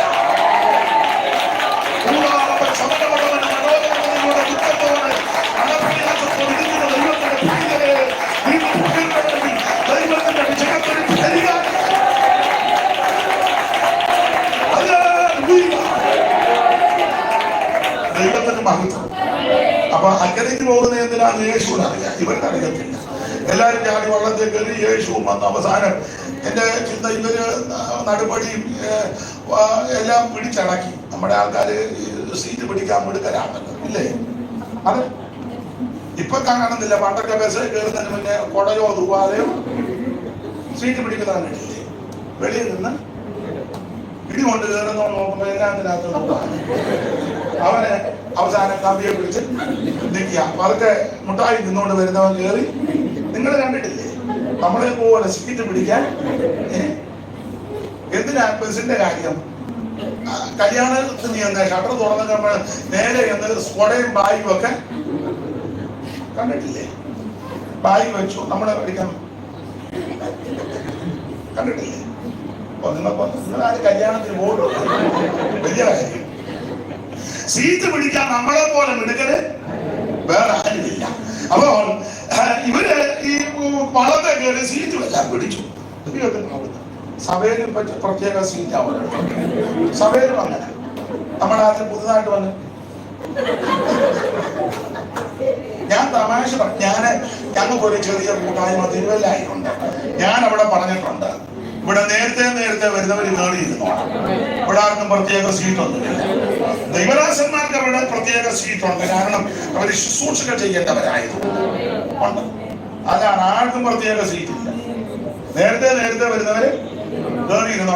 നീ താമസിച്ചത് വന്നേച്ച് നേരത്തെ വന്നവനെ എഴുന്നേപ്പിച്ച് മാറ്റിയേച്ച് നീ കൊച്ചപ്പനും കളിക്കരുത്. അതൊക്കെ അതിന്റെ വീട്ടിലൊരു കസേര ഇട്ടേക്കണം. അവിടെ ആരും കയറിയിരിക്കുകയാണ്. അത് കൂടെ തോന്നുമ്പോ അങ്ങോട്ട് കയറി ഇരുന്നോടെ എഴുന്നേപ്പിക്കുന്നു. സഭയെ വന്ന് സഭ ദൈവത്തിന്റെ ഇവിടെ എല്ലാവരെയും യേശുവിന്റെ രക്തത്താൽ വിലയ്ക്ക് വാങ്ങിയാണ്. ഒരമ്മയുണ്ടായിരുന്നു, ചില കാശുകാരി അമ്മ, ചില പിടിപ്പൊക്കെ ഉള്ള അമ്മ. ഞാൻ സ്റ്റേജിൽ ഇരുന്ന് കണ്ടോണ്ടിരിക്കാം. നമ്മുടെ ഒരു പെൺകുട്ടി ദേവദാസന്റെ മകൻ, അവളെ കസേരിക്കാത്ത ആളെ ചില കാശുമൊക്കെ ഉള്ള വാങ്ങുമൊക്കെ തൂക്കി കയറുന്നു. അവളെ എഴുന്നേൽപ്പിച്ചു. അവിടെ ആ കൊച്ചു പാവം ആയതുകൊണ്ട് അത് ഞാൻ അവിടെ നിന്ന് അന്നാലെ ഞാൻ ഇറങ്ങിച്ചെന്നേച്ച് തള്ളയുടെ വാക്കെടുത്ത് അങ്ങോട്ടിട്ടേക്ക് പറഞ്ഞാൽ അവിടെ മര്യാദയ്ക്ക് കൊച്ചിനോട് പറഞ്ഞു വാണിന്ന് പറഞ്ഞു ഇവിടെ വന്നിരിക്കാൻ. അന്ന് തള്ളയുടെ സൂക്കേട് ഞാൻ ചെയ്യുകയും ചെയ്തല്ലോ. അതിൽ പിന്നെ തള്ളക്ക് എന്ത് മര്യാദയായിട്ട് വളരെ വിനയമായിട്ട് എന്നെ വലിയ ബഹുമാനവും എനിക്കും ബഹുമാനമാണ്. ആവശ്യമില്ലാത്ത കണ്ടാൽ കാശുണ്ടെങ്കിൽ കയ്യിൽ ബാങ്കിലിട്ടോണം. സഭയ്ക്കകത്ത് ഇറങ്ങരുത്. ഇവിടെ കാശുള്ളവൻ കാണും, കാശില്ലാത്തവൻ കാണും, കളറുള്ളവൻ കാണും, കളറില്ലാത്തവൻ കാണും, കഴിവുള്ളവൻ കാണും, കഴിവില്ലാത്തവൻ കാണും, കുടുംബ ശ്രേഷ്ഠതയുള്ളവൻ കാണും, ശ്രേഷ്ഠത കുറഞ്ഞവൻ കാണും. പക്ഷെ എല്ലാ യേശു ക്രിസ്തുവിന്റെ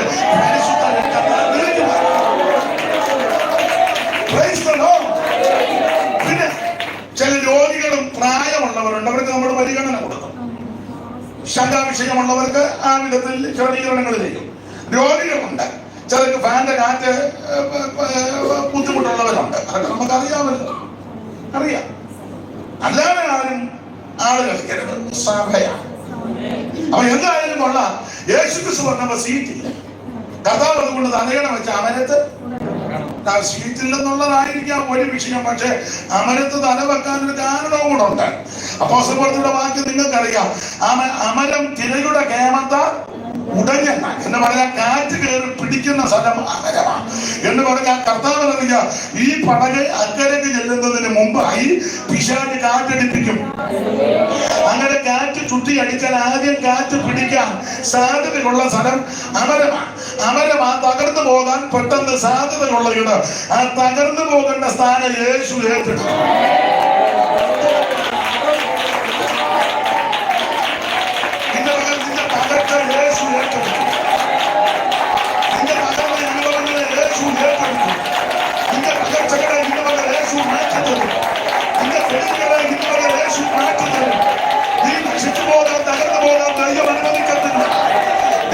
സന്തോഷത്തെ ഉദിപ്പിക്കുന്ന ദൈവം, നിന്റെ വിലാപത്തെ കൃത്യമാക്കി തീർപ്പിക്കുന്ന ദൈവം, നിന്റെ അസാധ്യങ്ങളെ സാധ്യമാക്കുന്ന ദൈവം, ദൈവം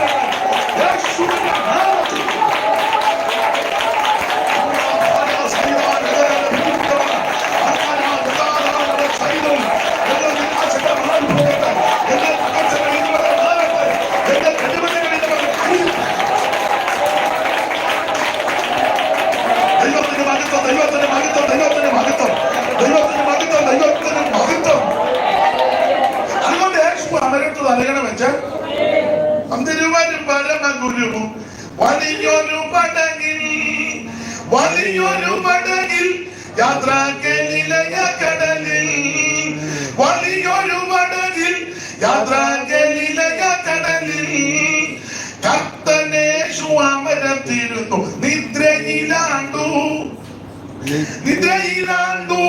അവർ ഭദ്രത പൂണ്ടു.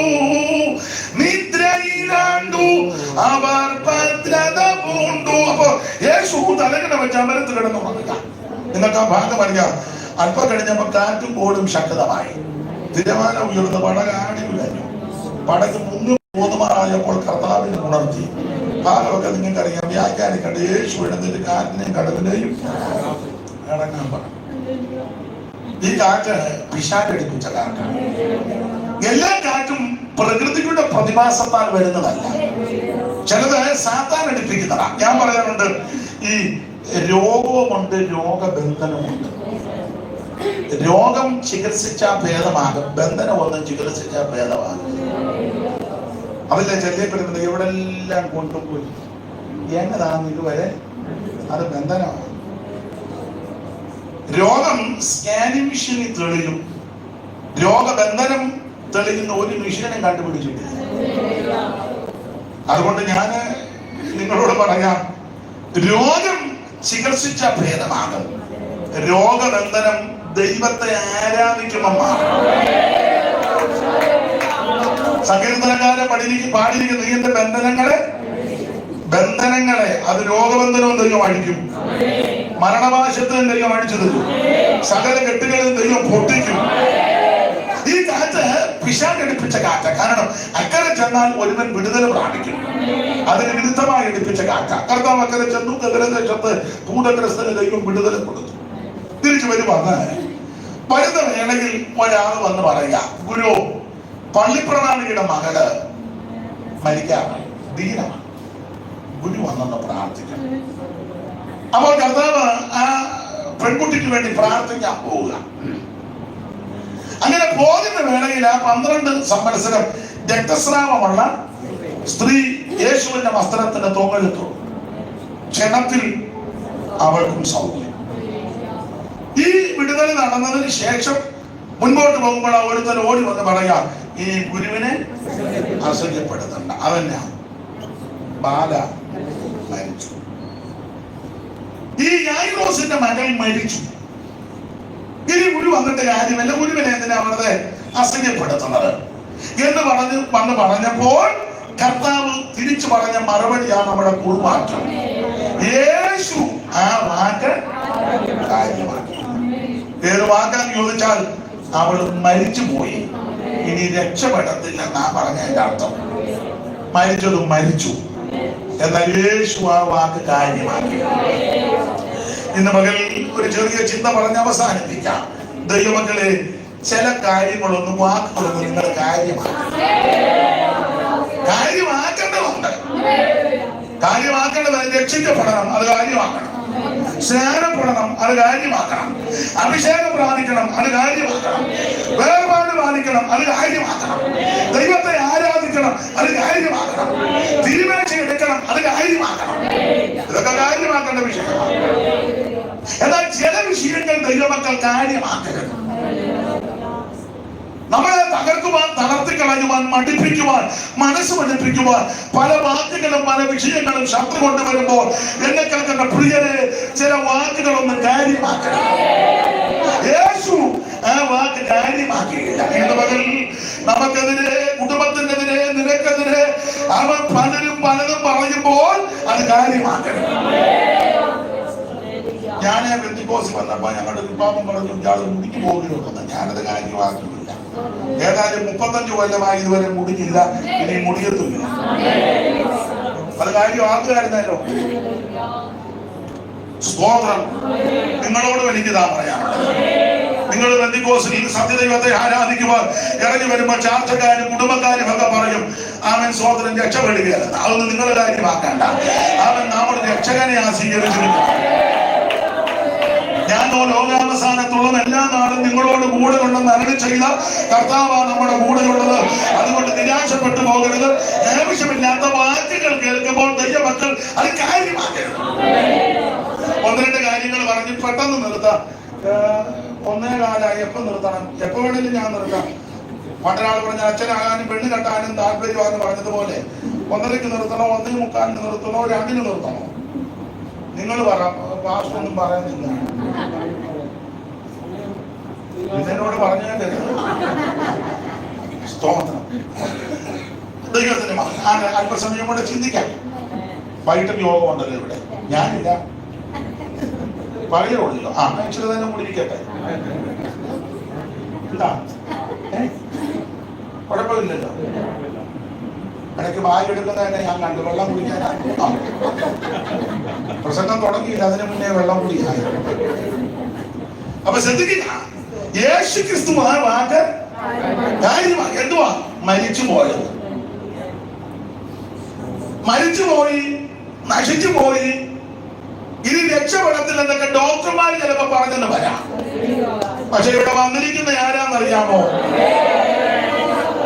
ജീവനായകനാ, അവിടുന്ന് രക്ഷാനായകനാ, അവിടുന്ന് വിശ്വാസത്തിന്റെ നായകനാ. അതുകൊണ്ട് ഇന്ന് പകരം അതൊന്നും കാര്യമാക്കരുത്. ജീവനായകൻ നിന്റെ വീട്ടിൽ വന്നെങ്കിൽ നീ വേറൊന്നും കാര്യമാക്കണം. ജീവനായകന് നീ രക്ഷിതാവായി സ്വീകരിച്ചെങ്കിൽ വേറൊന്നും നീ കാര്യമാക്കണ്ട. ജീവനായകൻ നിന്റെ രക്ഷകനാണെങ്കിൽ നീ വേറൊന്നും കാര്യമാക്കണ്ട. ജീവനായകൻ നീ വെള്ളം കൊടുത്തെങ്കിൽ വേറൊന്നും കാര്യമാക്കണ്ട.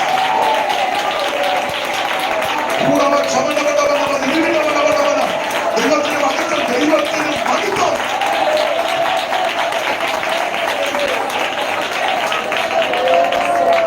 അടികളൊടിച്ചെന്നെ കാക്കുന്നവൻ ഭക്ഷണാദികൾ തന്നു നിത്യം പോറ്റുന്നവൻ. അടികളൊടിച്ചെന്നെ കാക്കുന്നവൻ ഭക്ഷണാദികൾ തന്നു നിത്യം പോറ്റുന്നവൻ. നീതിമാനിയിലെന്നെ നടത്തിക്കൊണ്ടു വരുന്നവൻ.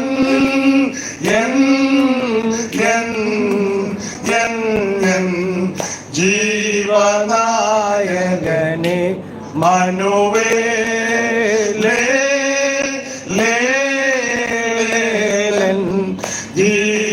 ജീവനായകനെ മനുവേലേ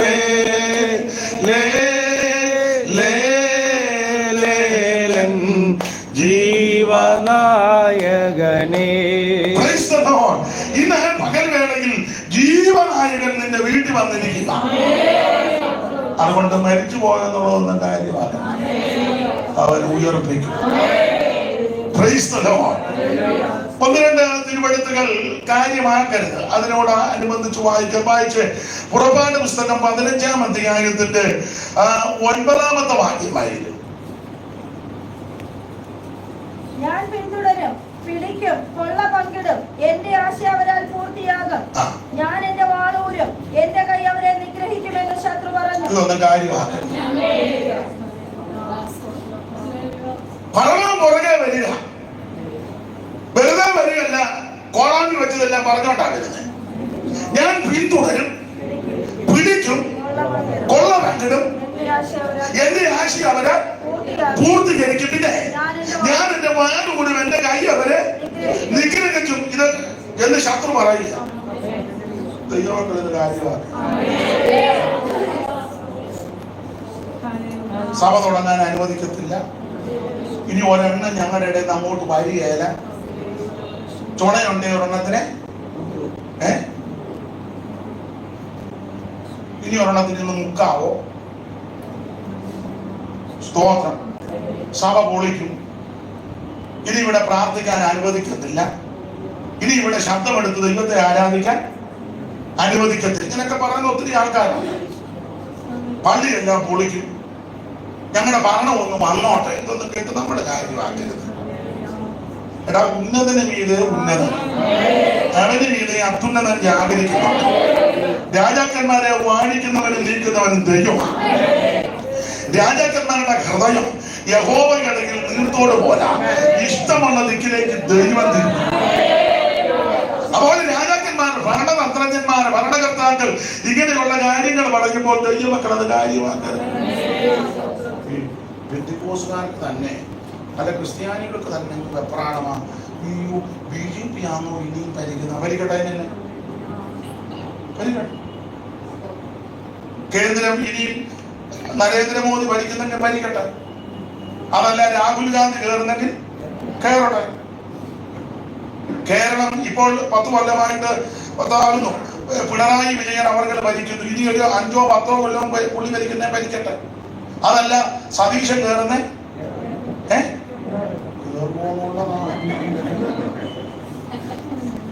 അല്ലെ ചെന്നിത്തല, നിങ്ങൾക്ക് അതായിരിക്കും കുറച്ചുകൂടെ. അമേരിക്കയിലെ ചെന്നിത്തല കയറുന്നെങ്കിൽ കയറട്ടെ. അതല്ല നമ്മൾ ഓർക്കാപ്പുറത്തിന് PC ജോർജ് കയറുന്നെങ്കിൽ അത് നടക്കുമെന്നാണ് ഇങ്ങനെ പറയാം. നമുക്കറിയത്തില്ല. കേരളം ആര് വേണേലും ഭരിക്കട്ടെ, ഇന്ത്യ ആര് വേണേലും. നമ്മളെ ഏൽപ്പിച്ച ഉത്തരവാദിത്തമാണ് ഏതാണെന്നറിയോ? ഭരിക്കുന്നവർക്ക് വേണ്ടി പ്രാർത്ഥിക്കണം. ഇതാണ് നമ്മളെ ഏൽപ്പിച്ചേക്കുന്നത്. വേറെ കാര്യമൊന്നും നമ്മളെ ഇലക്ഷൻ ബൂത്തിൽ പോയിരിക്കാനും വോട്ട് പിടിക്കാനും ചിഹ്നമായിട്ട് നടക്കാനും കൈപ്പത്തി അരിവാളും ചുറ്റിയായിട്ട് നടക്കാനൊന്നും നിന്നെ വിളിച്ചിട്ടില്ല. സഭയ്ക്കകത്ത് വരുന്നവരിന്ന് പ്രാർത്ഥിക്കണം. ഒരു പമ്മി ഇരിക്കുക, സഭായം മുടക്കി ബൂത്തിന് അവിടെ പോയി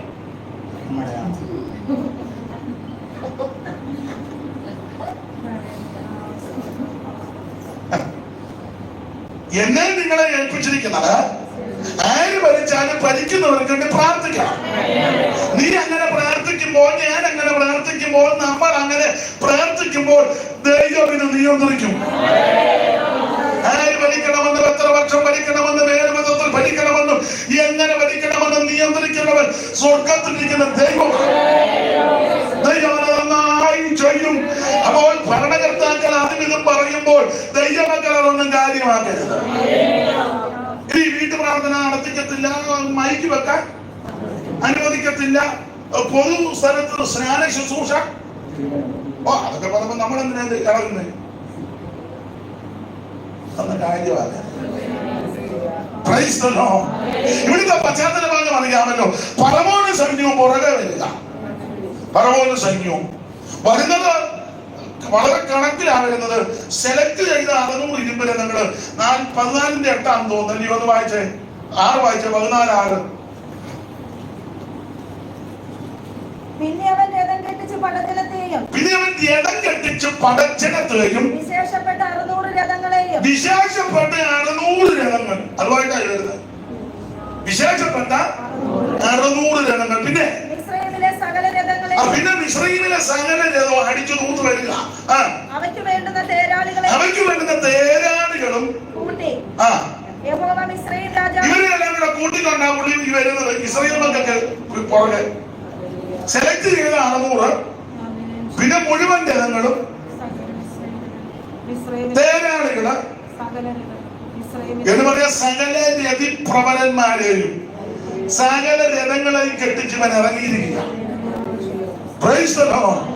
അങ്ങനെ പുറകെ വരുന്ന ഇവൻ പറയാൻ, ഞാൻ പിന്തുടരും, ഞാൻ പിടിക്കും, ഞാൻ കൊള്ള പങ്കിടും, എന്റെ ആശയം അവരാൻ പൂർത്തീകരിക്കും, ഞാൻ എന്റെ വാഴൂരും എന്റെ കൈ അവരെ നിഗ്രഹിക്കുമെന്ന് അവൻ പറഞ്ഞുകൊണ്ട് പറവോ പുറകെ വരുമ്പോൾ ദൈവമക്കൾ അത് കാര്യമാക്കണം. ഇവന്റെ രഥങ്ങൾ കണ്ട് ദൈവമക്കൾ ഇളകരുത്. ഇവന്റെ ഗതിപ്രബലന്മാരെ കണ്ട് ദൈവമക്കൾ പേടിക്കരുത്. ഇവന്റെ വാളും വില്ലും കണ്ട് ദൈവമക്കൾ പേടിക്കരുത്. യുദ്ധം യഹോവയ്ക്കുള്ളതാ, യുദ്ധം ദൈവത്തിനുള്ളതാ. ഈ വാക്കുവാടി പറയുമ്പോൾ നിനക്ക് വേണ്ടി ദൈവമാണെങ്കിൽ യുദ്ധം കഴിയും. ഇവിടെ നിന്ന് ആരാധിക്കുമ്പോൾ ദൈവം നിനക്ക് വേണ്ടി യുദ്ധം കഴിയും.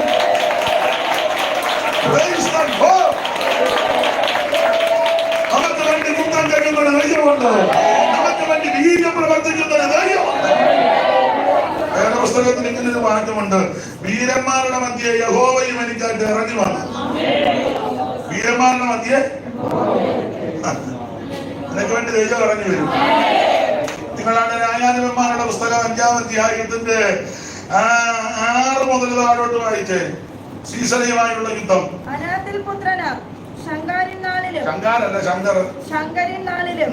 യായേലിൻ കാലത്തും പാതകൾ ശൂന്യമായി വഴിപോക്കർ വളഞ്ഞ വഴികളിൽ നടന്നു. ദെബോരയായ ഞാൻ എഴുന്നേൽക്കും വരെ ഇസ്രായേലിൽ. അപ്പോൾ അനാഥപുത്രനായ ശങ്കരൻ നാളിലെ യായേലിൻ കാലത്ത് പാതകൾ ശൂന്യമായി വഴിപോക്കർ വളഞ്ഞ വഴികളിൽ കൂടി നടന്നു. ദബോരയാകുന്ന ഞാൻ എഴുന്നേൽക്കുന്ന വരെ ഇസ്രായേലി മാതാവായിട്ട് എഴുന്നേൽക്കുന്ന നാളെ വരെ നാളെയന്മാർ ഇസ്രായേലി അശേഷമില്ല അവർ നൂതനദേവന്മാരെ വരിച്ചു. ഗോപുരത്വാരെ നിങ്ങൾ യുദ്ധം ഭവിച്ചു. ഇസ്രായേലിന് 40,000 മധ്യ പരിചയമില്ല ഒന്തവുമില്ല. അടുത്ത വാക്യം. എന്റെ ഹൃദയം ഇസ്രായേൽ നായകന്മാരോട് പഠിച്ചു വരുമ്പോൾ യുദ്ധത്തിന് ആരൊക്കെ വന്നു ആരൊക്കെ പോകില്ലെന്ന 13 മുതൽ വായിച്ചേ. അന്ന് ശ്രേഷ്ഠന്മാരുടെ ചിട്ടവും പടജനവും എനിക്കാട്ട് ഇറങ്ങുമെന്ന് വീരന്മാരുടെ മധ്യ യഹോവയും എനിക്കാട്ട് ഇറങ്ങുമെന്ന്. അടുത്ത വാക്യം. എബ്രാഹിമിൽ നിന്നാണ് അമാലേക്കിൽ വേരുള്ളവരെ ബെന്യാമീനെ എന്നുള്ള ജനസമൂഹത്തിൽ നിന്ന് അധികന്മാരെന്ന് സുബിലൂൺ നായക രണ്ടധാരികളും വന്നു. രൂപേന്റെ നീർച്ചാലുകൾക്കെതിരെ കനവേറിയ മനോനിർണയങ്ങൾ ഉണ്ടായി. ആട്ടിക്കൂട്ടങ്ങൾക്കരികെ കുടിലൂത്ത് കിടപ്പാൻ ഈ തൊഴുത്തുകൾക്കിടയിൽ താമസിച്ച് കിടക്കുന്നത് രൂപേന്റെ നീർച്ചാലുകൾക്കെതിരെ കനവേറിയ മനോനിർണയങ്ങൾ ഉണ്ടായി. യോർദാൻ അങ്ങനെ പാർത്തു. താൻ കപ്പലുകൾക്ക് അരികെ പാർത്തു. താൻ വഴിയിൽ വായിച്ചു. ആശയം സമുദ്രത്തിൽ അനങ്ങാതിരുന്നു അടുത്ത് മാറ്റി. തുറമുഖങ്ങൾക്കകത്ത് സെബുലൂൻ പ്രാണനെ തെറ്റിച്ച ജനൻ അബ്ദാലി പോർക്കളവാടികളിൽ തന്നെ രാജാക്കന്മാർ വന്നു പൊഴുതി. താനാക്കിൽ വെച്ച് മെഴുത്തോ വെള്ളത്തിനെ വെള്ളി അങ്ങവർക്ക് കൊള്ളയായി തീർന്നു. പിന്നെ ആകാശ നക്ഷത്രങ്ങൾ പൊഴുതി അവർ സീസരമായി സുഗതികളിൽ പൊഴുതി. അടുത്ത വാക്യം, ഈശോത്തോട് മുരാതെന്ന് ഞാൻ ഈശോത്തോട് തള്ളി അവരെ ഒഴുക്കിക്കൊണ്ടുപോയി. എൻ മനനെ നീ ബലത്തോടെ അന്ന് വൽഗീതത്താൽ ശൂരവൽഗീതത്താൽ കുതിരക്കുളമ്പുകൾ ഖട്ടനം ചെയ്യുന്ന എല്ലാ എടുത്ത് വ്യാഖ്യാനിക്കുന്നവർ പറഞ്ഞു. നിങ്ങൾ ശ്രദ്ധിച്ചോ, ആരൊക്കെ വന്നു, ആരൊക്കെ പോയില്ല, ആരൊക്കെ ചെയ്തു, ആരൊക്കെ ചെയ്തില്ലെന്ന് എഴുതിയ കൂട്ടത്തിൽ എഴുതിയിരിക്കുക. ധീരന്മാരുടെ മധ്യേ യഹോവ ഇവനിക്കായിട്ട് ഇറങ്ങി വന്നു എന്ന് പറഞ്ഞാൽ ചരിത്രം എടുത്തു പറയേണ്ടതാ.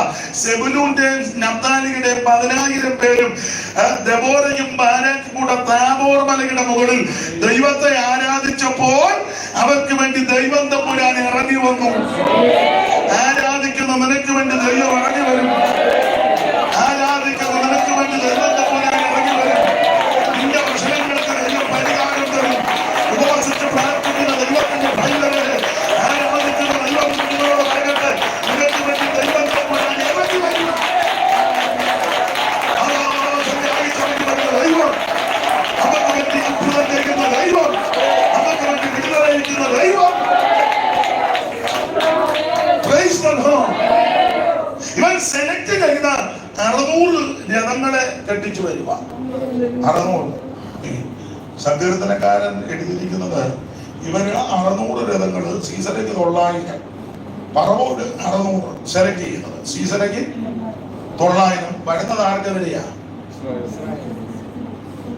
ഇസ്രായേലിനെതിരെയാ വരുന്നെങ്കിലും ശരിയാ, എങ്കിലും ശരിക്കും പഠിച്ചാൽ ദൈവത്തിനെതിരെയായി. പുസ്തകത്തിൽ വായിക്കുന്ന ദൈവത്തിന്റെ രഥങ്ങൾ 1000 കോടി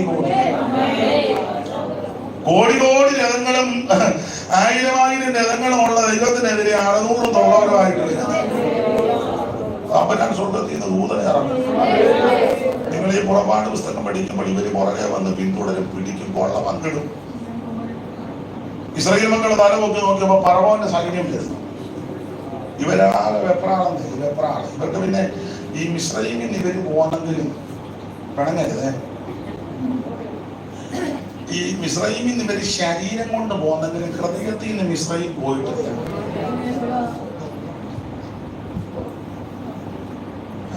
ഒരു വാക്യം വായിച്ചോമ്പോ പിന്നെ എന്റെ ഓങ്ങായിക്ക് പിടിക്കുകയല്ല. വാക്യം ആകുമ്പോ പിന്നെ അതോടെ ഒതുങ്ങിക്കൂടുമല്ലോ. അപ്പോസ്തല പ്രവൃത്തി 7:38 വായിക്കും. അപ്പോസ്തല പ്രവൃത്തി 7:38. സീനായി മലയിൽ തന്നോട് സംസാരിച്ച ദൂതനോടും നമ്മുടെ പിതാക്കന്മാരോടും കൂടെ മരുഭൂമിയിലെ സഭയിൽ ഇരുന്നവരെ നമുക്ക് തരുവാൻ ജീവനുള്ള ദൈവത്തിന്റെ അരുളപ്പാട് ലഭിച്ചത് അവൻ തന്നെ. അടുത്ത വാക്യം, നമ്മുടെ പിതാക്കന്മാർ അവന് കീഴ്പ്പെടുവാൻ മനസ്സില്ലാതെ ശ്രദ്ധിക്കണേ, അവനെ തള്ളിക്കളഞ്ഞ് ഹൃദയം കൊണ്ട് മിസ്രൈമിലേക്ക് പിന്തിരിഞ്ഞു. ശരീരം കൊണ്ട് മിസ്രൈം വിട്ടെങ്കിലും ഹൃദയം കൊണ്ട് ഇപ്പോഴും മിസ്രൈമില്ല.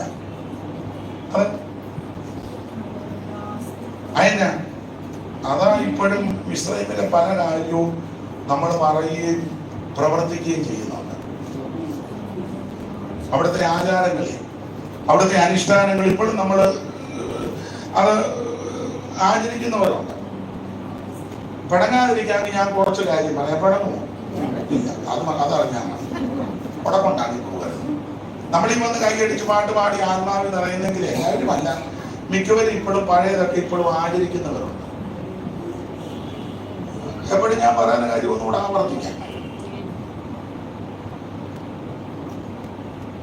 ഇപ്പോഴും വീട് വെക്കാൻ സ്ഥാനം കണ്ട് വീട് വെക്കുന്ന ആൾക്കാരുണ്ട്, പ്രാർത്ഥിക്കുന്നവർ തന്നെ. പക്ഷേ ആശാരി പറഞ്ഞത് ഇവിടെ തന്നെ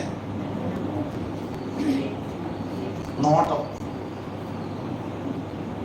കൊണ്ട് മാസ്റ്റർ പ്രാർത്ഥിക്കാം.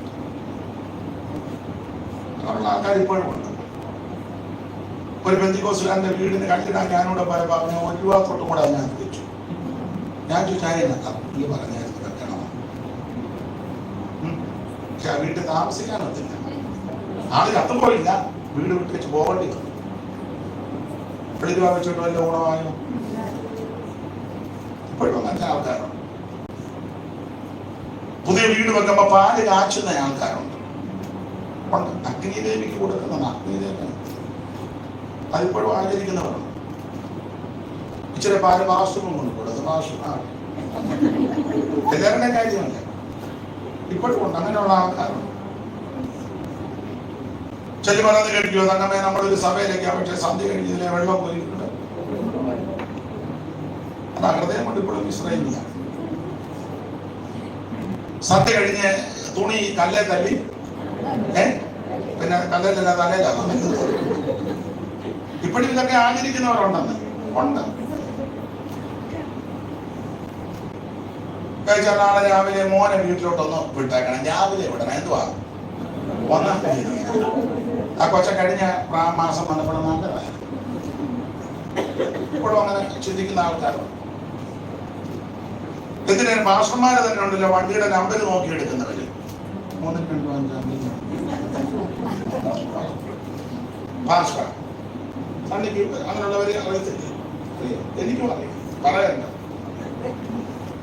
ഇപ്പോഴും നമ്പർ നോക്കുക. ഉണ്ട്, അങ്ങനെയുള്ള ഒത്തിരി പേരുണ്ട്. രണ്ട് സഹോദരിമാര് തമ്മിൽ സംസാരിക്കും. എന്റെ മേരിക്കുട്ടി, ഞാൻ പറഞ്ഞതെല്ലാം സത്യമാണ്. കണ്ടോ? ഏതാ? ഇപ്പോഴും ഉണ്ട്, ഇപ്പോഴും ഉണ്ട്, ഇപ്പോഴും ഉണ്ട്. ഞാൻ കള്ളവെന്ന് പറഞ്ഞത്.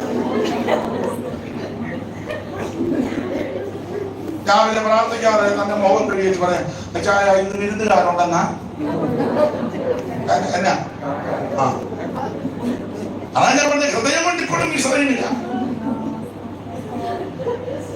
ഞാൻ എപ്പോഴും പറഞ്ഞിട്ടുണ്ട്, നല്ല കാര്യത്തിന് മുമ്പ് പുറകു വിളിക്കരുത്. ഇപ്പോഴും അത് പറയുന്നതാണ്. ഒരു നല്ല കാര്യത്തിന് ഇറങ്ങുമ്പോ ചിലിറങ്ങി കഴിഞ്ഞ ആ മോളിക്കുട്ടി ആ വാച്ചിഞ്ഞു കൊണ്ടുപോലെ അയന്നെ പുറകു തിരിച്ചു. ഇതൊക്കെ ആര് പഠിപ്പിച്ചു? ഇതെല്ലാം മിശ്രയിലാണ്. അതാ ഞാൻ പറഞ്ഞ ശരീരം കൊണ്ട് മിശ്രയും കിട്ടുന്നേ ഉള്ളു, ഹൃദയം കൊണ്ട് ഇപ്പോഴും.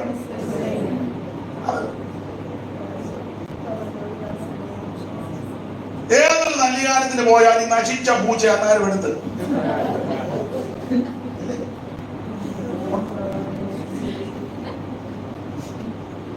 മോളെ കല്യാണം കഴിഞ്ഞ് വിട്ടു, പ്രഗ്നന്റ് ആയി, തിരിച്ചു കൊണ്ടുവരാം. അത് ഒറ്റ സംഖ്യ. ഇപ്പോഴും അങ്ങനെ ചിന്തിക്കുന്നവരുണ്ട്. ഉണ്ട്. 101 കുഴലപ്പം 100 80 101. ഇതൊക്കെ ഇപ്പോഴും വിടാതെ ആചരിക്കുന്നവരുണ്ടെന്ന് ഒത്തിരിയോ. അതായത് നമ്മുടെ ശരീരം കൊണ്ട് ഇവര് മിശ്രയും വിട്ടെങ്കിൽ ഹൃദയം കൊണ്ട് ഇപ്പോഴും മിശ്രയില്ല. ഇതെല്ലാം ആചരിച്ചതാരാന്ന് ഞാൻ പറഞ്ഞു. സമ്മിശ്രയാനിയ. ഇവരവിടുന്ന് പോകുന്നപ്പോ സമ്മിശ്രയാനിയും കൂടെ ഉണ്ട്. കാരണം കുറച്ച് 100-400 കൊല്ലം കൊണ്ട് അങ്ങോട്ടും ഇങ്ങോട്ടും കല്യാണത്തിന് എടുത്തു കൊടുത്തുമെല്ലാം ഈ മിശ്രയിലും എബ്രാഹിലും തമ്മിൽ സംബന്ധം കൂടി. അത് ജനിച്ചതായി സമ്മിശ്രയാനി. പെന്തിക്കോസിൽ വന്നതെല്ലാം ഒന്നും ക്ലിയർ അല്ല. എല്ലാം സമ്മിശ്രയാനി ഒത്തിരി ഉണ്ട്. അവരായി കൊന്ത്രാങ്കൊള്ളിയെല്ലാം ഒപ്പിക്കുന്നത്. അവരായി ഇപ്പൊ കൂടുതലും അവരാ. ചോള്ളത് വളരെ കുറവാ. അവര് പറഞ്ഞാവല്ലോ ഏക്കുമോ. നമ്മളെല്ലാം അങ്ങനല്ലേ, ഭൂരിപക്ഷം എവിടാണ്.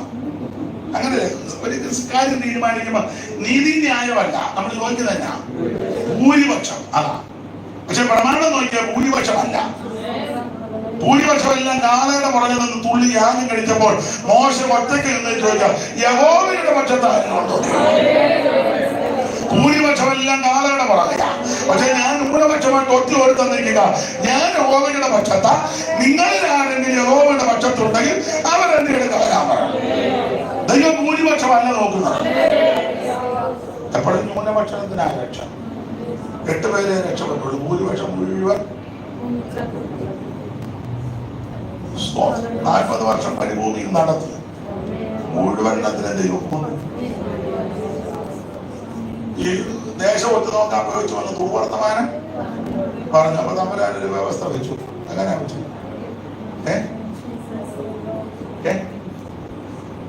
എത്ര ദിവസം കൊണ്ട് ദേശം ഒത്തു നോക്കി വെച്ച് വന്നേ?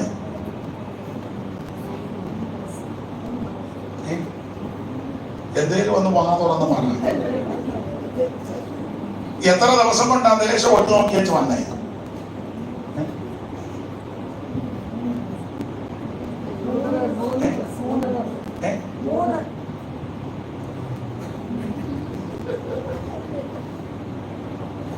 വായിച്ചേ.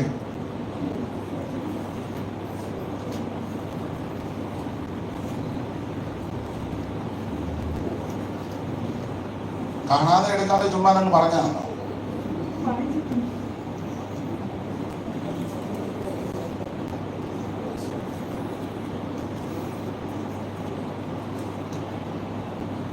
ഒരു ദിവസത്തിന് 1 വർഷം വെച്ചു 40 വർഷം. ഈ 40 വർഷം കൊണ്ട് ഇറങ്ങിയതിനെ മുഴുവൻ മരുഭൂമിയിൽ തീർന്നു. അങ്ങനെ സമ്മിശ്രജാതി മുഴുവൻ ഒടുങ്ങി തീരുന്നത് വരെ. ബൈബിളിൽ മാറ്റപ്പെട്ട് മുടിഞ്ഞു തീരുന്നത് വരെ അങ്ങനെ കൊടുത്തിരുന്നത്. ആവർത്തനം 2:13-14 വായിച്ചേ.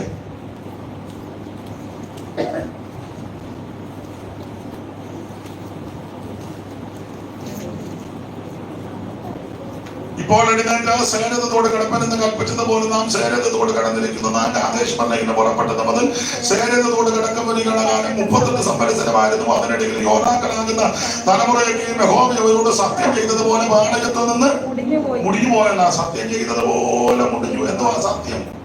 95:10 സങ്കീർത്തനം. സത്യം എന്തുവാന്ന് അവിടെ എഴുതിയിട്ടുണ്ട്. 95:10 ആയിരം. 40 ആണ്ടിരിക്കാൻ തലമുറകളുടെ നീരസമുണ്ടായവർ തെറ്റിപ്പോകുന്ന ഹൃദയമുള്ള ജനമെന്ന് മറ്റു വഴികളെ അറിഞ്ഞിട്ടില്ലാത്തിരുന്ന് പറഞ്ഞു. ആകയാൽ അവർ എന്റെ സ്വസ്ഥതയിൽ പ്രവേശിക്കത്തില്ലെന്ന് ഞാൻ എന്റെ ക്രോധത്തിൽ സത്യം ചെയ്തു. ഈ സത്യം നിറവേറ്റാൻ ദൈവവരെ മുഴുവണ്ണത്തിനെയും തകർത്ത് കളയും. ദൈവത്തെ വിശ്വാസം വന്നിട്ടില്ല, ഭാഗത്തേക്ക് പോകുന്നില്ല. അപ്പൊ ഈ സമ്മിശ്രജാതി മുഴുവൻ പ്രശ്നമുണ്ടാക്കി. അപ്പൊ പറവോട്ട് സൈന്യം സെലക്ട് ചെയ്ത ഇരുമ്പുരഥങ്ങളും തേരാളികളും വരുന്ന കണ്ട് ഇവര് ഭയപ്പെട്ടേക്ക് പറയാ, മിസ്രയീമിൽ ശവക്കുഴിയിലായിട്ടാണ് ഞങ്ങളെ കൊണ്ടുവന്നത് എന്ന് പറഞ്ഞാൽ ഞങ്ങള് മരിക്കുമെന്നുള്ളത് ഉറപ്പാണ്. ഒരു കുഴി പോലും എടുക്കാൻ ഇവിടെ സാവകാശമില്ല. ഇവര് ദൈവത്തിനും വചനത്തിനും ഒക്കെ നിരക്കാത്തതായി പറയണത്. അപ്പൊ ദൈവം തമ്പുരാൻ മോശയോട് പറഞ്ഞു, ജനത്തോട് മിണ്ടാതിരിക്കാൻ പറ. നീ ഒരു കാര്യം ചെയ്യണം. നിന്റെ കയ്യിൽ ഇരിക്കുന്ന വടി നീ ചെങ്കടലിന്മേൽ നീട്ടണം. മോശം അടിയെടുത്ത് ചെങ്കടലിന്മേൽ കടലിന്മേൽ നീട്ടി. ഞാനെപ്പോഴും പറയും, ദർശനമില്ലാത്ത വെളിപ്പാടില്ലാത്ത കൃപയില്ലാത്ത സംവിധാനം നോക്കുമ്പം ഒരു വല്യപ്പൻ ഉണക്കക്കമ്പം പിടിച്ചോണ്ട് നിൽക്കുന്നതായിട്ട് തോന്നുള്ളൂ. പക്ഷെ ആത്മക്കണ്ണ് പ്രകാശിക്കുമ്പോൾ നോക്കിയപ്പോ യെശയ്യാ പ്രവചനം 63:12 വായിച്ചേ. ദർശനമില്ലാത്തവൻ നോക്കുമ്പോ മോശ ഉണക്ക ചുള്ളി പിടിച്ചുകൊണ്ട് നിൽക്കുന്നു. തന്റെ മഹത്വമുള്ള ഭുജം മോശയുടെ വലം കൈക്കൽ എന്ന് പറഞ്ഞാൽ മോശ ആ വടിയെടുത്ത് ചെങ്കടലിന്മേൽ നീട്ടിയപ്പോൾ മോശയുടെ വലം കൈയുടെ മീതെ യഹോവയുടെ മഹത്വമുള്ള ഭുജം വന്നു. ഇന്ന് മകൻ ദൈവമൈതലേ, അവൻ ദൈവം നിനക്ക് വേണ്ടി അവൻ ചെങ്കടലിനെ വറ്റിക്കും. ശത്രുവിന്റെ ഇഷ്ടത്തിന് ദൈവം തന്നെ വിട്ടുകൊടുക്കത്തില്ല. ഞാൻ പിന്തുടരും, പിടിക്കും, കൊള്ള പങ്കിടും, എന്റെ ആശ പൂർത്തീകരിക്കും, വാളുപോലും നിഗ്രഹിക്കുമെന്നൊക്കെ ശത്രു പറയുമ്പോൾ ദൈവമക്കൾ ആ വാക്ക് കാര്യമാക്കരുത്. നിന്റെ ശത്രുവിന്റെ കയ്യിൽ ദൈവം വിട്ടുകൊടുക്കത്തില്ല. ദുഷ്ടന്റെ ആശയെ ദൈവം നശിപ്പിക്കും. ദുഷ്ടന്റെ കൂടാരത്തെ ദൈവം തകർക്കും. തന്റെ കൂടാരത്തെ ദൈവം ദുഷ്ടമക്കത്തിൽ ഏൽപ്പിച്ചു കൊടുക്കത്തില്ല. ദൈവം നിനക്ക് വേണ്ടി വഴിയൊരുക്കും. ഓ ദൈവത്തിന് മകത്ത, ദൈവത്തിന് മകത്ത, ദൈവത്തിന് മകത്ത. പലപ്പോഴും കൈ ദൈവത്തിന് വിട്ടുകൊടുക്കത്തില്ല. ഓ തന്റെ കുടുംബാവിന് ദുഷ്ടമക്കത്തിൽ ഏൽപ്പിക്കത്തില്ല. ഇന്ന് പകൽ വേളകളിൽ ഇങ്ങനെയുള്ള വാക്കുകൾ കേട്ട് ദൈവമക്കൾ പേടിക്കരുത്. യേശു ആ വാക്ക് നമ്മൾ വിധകാര്യമാക്കണം. ഏതൊക്കെ പിന്തുടരും, പിടിക്കും, കൊള്ള പങ്കിടും, ആശ പൂർത്തീകരിക്കും, പാടുപോലും, വെട്ടും, നിഗ്രഹിക്കും. ധൈര്യപ്പെട്ടോണം. 1-2 വാക്യം കൂടെ വായിച്ചെന്ന് നിർത്താം. ദൈവത്തിന് മഹത്വം.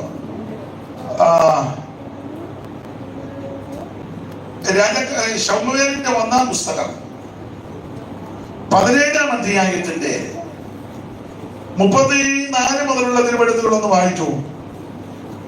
ദാവീദ് ശൗലിനോട് പറഞ്ഞത്, അടിയൻ അപ്പന്റെ ആടുകളെ മേയിച്ചു കൊണ്ടിരിക്കുമ്പോൾ ഒരിക്കൽ ഒരു സിംഹവും ഒരിക്കൽ ഒരു കരടിയും വന്നു. കൂട്ടത്തിൽ നിന്ന് ആട്ടിൻകുട്ടിയെ പിടിച്ചു. ഞാൻ പിന്തുടർന്ന് അതിനെ അടിച്ച് അതിന്റെ വായിൽ നിന്ന് ആട്ടിൻകുട്ടിയെ വിടുവിച്ചു. അത് എന്റെ നേരെ വന്നപ്പോൾ ഞാൻ അതിനെ താടിക്ക് പിടിച്ച് അടിച്ചു കൊന്നു. അവിടെ ഈ ശമൂവേലിന്റെ 1-ാം പുസ്തകം 17-ാം അധ്യായത്തിൽ ഗോലിയാത്ത് പറയുന്ന 43 മുതൽ വായിച്ചേ. ഞാൻ 43 സോറി. ഫെലിസ്ത്യൻ ദാവീദിനോട്, നീ വടികളുമായി എന്റെ നേരെ വരുവാൻ, വടികളുമായിട്ട് എന്റെ നേരെ വരാൻ ഞാൻ നായോ എന്ന് ചോദിച്ചു. അടുത്തത്, തന്റെ ദേവന്മാരുടെ നാമം ചൊല്ലി ദാവീദിനെ ശപിച്ചു. അപ്പൊ നാമം ചൊല്ലുന്നു, ശപിക്കുന്നു. അടുത്തത്, ഫെലിസ്ത്യൻ പിന്നെയും ദാവീദിനോട്, ഇങ്ങോട്ട് വാ, ഞാൻ നിന്റെ മാംസം ആകാശത്തിലെ പക്ഷികൾക്കും കാട്ടിലെ മൃഗങ്ങൾക്കും ഇരയാക്കുന്നുണ്ടെന്ന് പറഞ്ഞു. ഈ വാക്കൊന്നും കാര്യമാക്കരുത്. ഫെലിസ്ത്യൻ നാമം ചൊല്ലുന്നതൊന്നും നമ്മൾ വലിയ കാര്യമാക്കണം. അവൻ ശപിക്കും, അത് നീ കാര്യമാക്കണം. പെന്തിക്കോസിൽ പോയെന്ന് പറഞ്ഞ് ശപിക്കും. പ്രായമുള്ള ചിലരൊക്കെ പറയും തിരിച്ചു വരാകുകയും ചെയ്യരുത്. ഞാനല്ലോ കുടിക്കുന്നത്, ആനല്ലേ കുടിക്കുന്നതൊന്നും കയറി അങ്ങനെ പറയാനൊരു ഉണ്ട്. ഞങ്ങളുടെ ഒരു കൊച്ചമ്മ വേണ്ട സ്ഥലമൊന്നും പറയാനില്ല. അവര് 3-4 സഹോദരിമാര് ടീം പ്രവർത്തനം എല്ലാം നല്ല കട്ടയാണ്. അപ്പം ലഘുലേഖ കൊടുക്കാൻ പോയപ്പോ ഒരു വീട്ടിൽ ചെന്നപ്പോ അവിടുത്തെ അച്ഛൻ ഇഷ്ടപ്പെട്ടില്ല. പോയിനടി എന്ന് പറഞ്ഞില്ല. രാവിലെ കുറെ പുള്ളി പറഞ്ഞ ഭാഷയൊക്കെ പറയാം. കുറെ എണ്ണം ഇറങ്ങിയിട്ടുണ്ട്. ചങ്ങനാശ്ശേരി മാർക്കറ്റിലുള്ളതായിക്കോട്ടെ,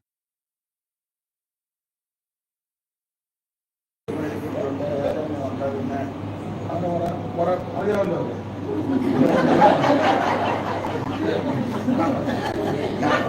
അവരെയൊക്കെ അറിയാതിരിക്കും.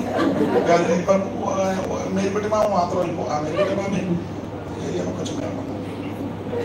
ഈ സഹോദരിമാരെല്ലാം പോയപ്പോ അതിന് ഒരമ്മയുണ്ടാകുന്ന അല്പം തൻ്റെ ഒക്കെയാണ്.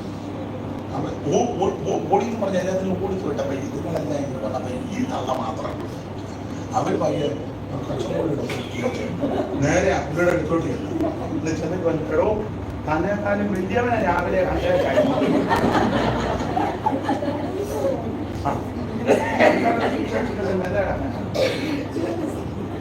മാർക്കറ്റില്ലേ തന്നെക്കാളും വലിയവനെ രാവിലെ കണ്ടേച്ചാൽ അവിടെ താൻ ഇഷ്ടമുണ്ടായി സ്വീകരിച്ചാൽ മതി, ഞങ്ങളെ ആട്ടാകുന്നു.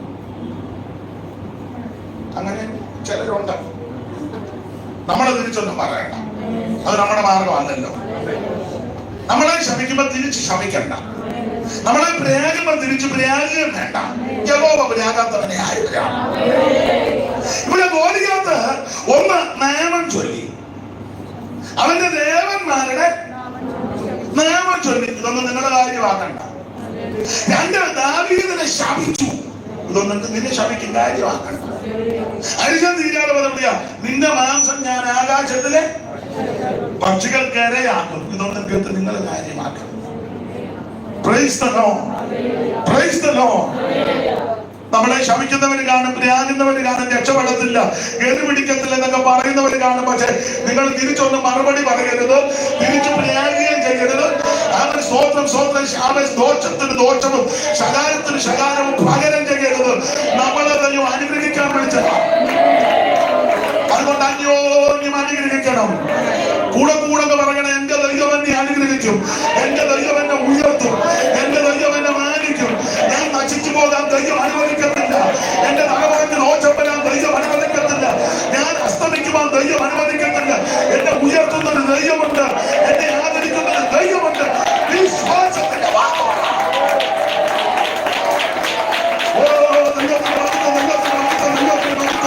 വിശ്വാസത്തിന്റെ വാക്കുകള, വിശ്വാസത്തിന്റെ വാക്കുകള.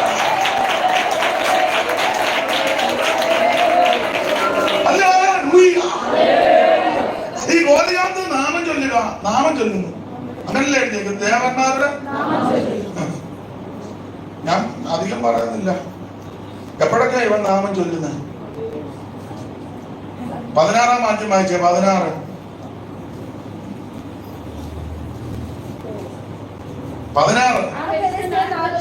ഫെലിസ്ത്യൻ 40 ദിവസം അവർ രാവിലെ വൈകിട്ട് നാമം ചൊല്ലുക. നമ്മൾ രാവിലെ വൈകിട്ട് പ്രാർത്ഥിക്കുന്നുണ്ടോ? കടലിന്റെ വെള്ളം വെക്കുന്നതല്ല ഞാൻ പറഞ്ഞു. പഴയ സൈക്കിളിൽ കാറ്റടിക്കും പോലെ ആ കാര്യമല്ല ഞാൻ പറഞ്ഞത്. കുടുംബമായിട്ട് രാവിലെ ഇരുന്ന് മുടങ്ങാനും മുടക്കി പാട്ട് പാടി കൈയടിച്ച് ആത്മാവിൽ നിറയുന്നുണ്ടോ എന്നാ ഞാൻ ചോദിച്ചത്.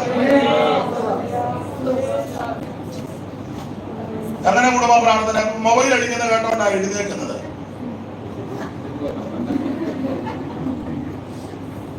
ഒരു സ്ഥലത്ത് വിശ്രമിച്ചപ്പം 5-6 സഹോദരന്മാരും ഒക്കെ ഉണ്ട്. അപ്പുറത്തെ മുറികളിലൊക്കെ സഹോദരിമാരുമുണ്ട്. സ്ഥലമൊന്നും പറയുന്നില്ല. വിശ്രമിച്ചു. വെളുപ്പിനെ സാധാരണ ഞാൻ വെളുപ്പിനെ എഴുന്നേറ്റ് പാട്ട് പാടും. അതിനു മുമ്പ് എഴുന്നേൽക്കുന്നതിന് മുമ്പ് ഒരുത്തന്നെ മൊബൈല് അടിച്ചു. പേരൊന്നും പറയുന്നില്ല. അടിച്ചു ഉടനെ ആ പോക്ക് ഒരു കയ്യിലെ മുണ്ട് ഇങ്ങനെ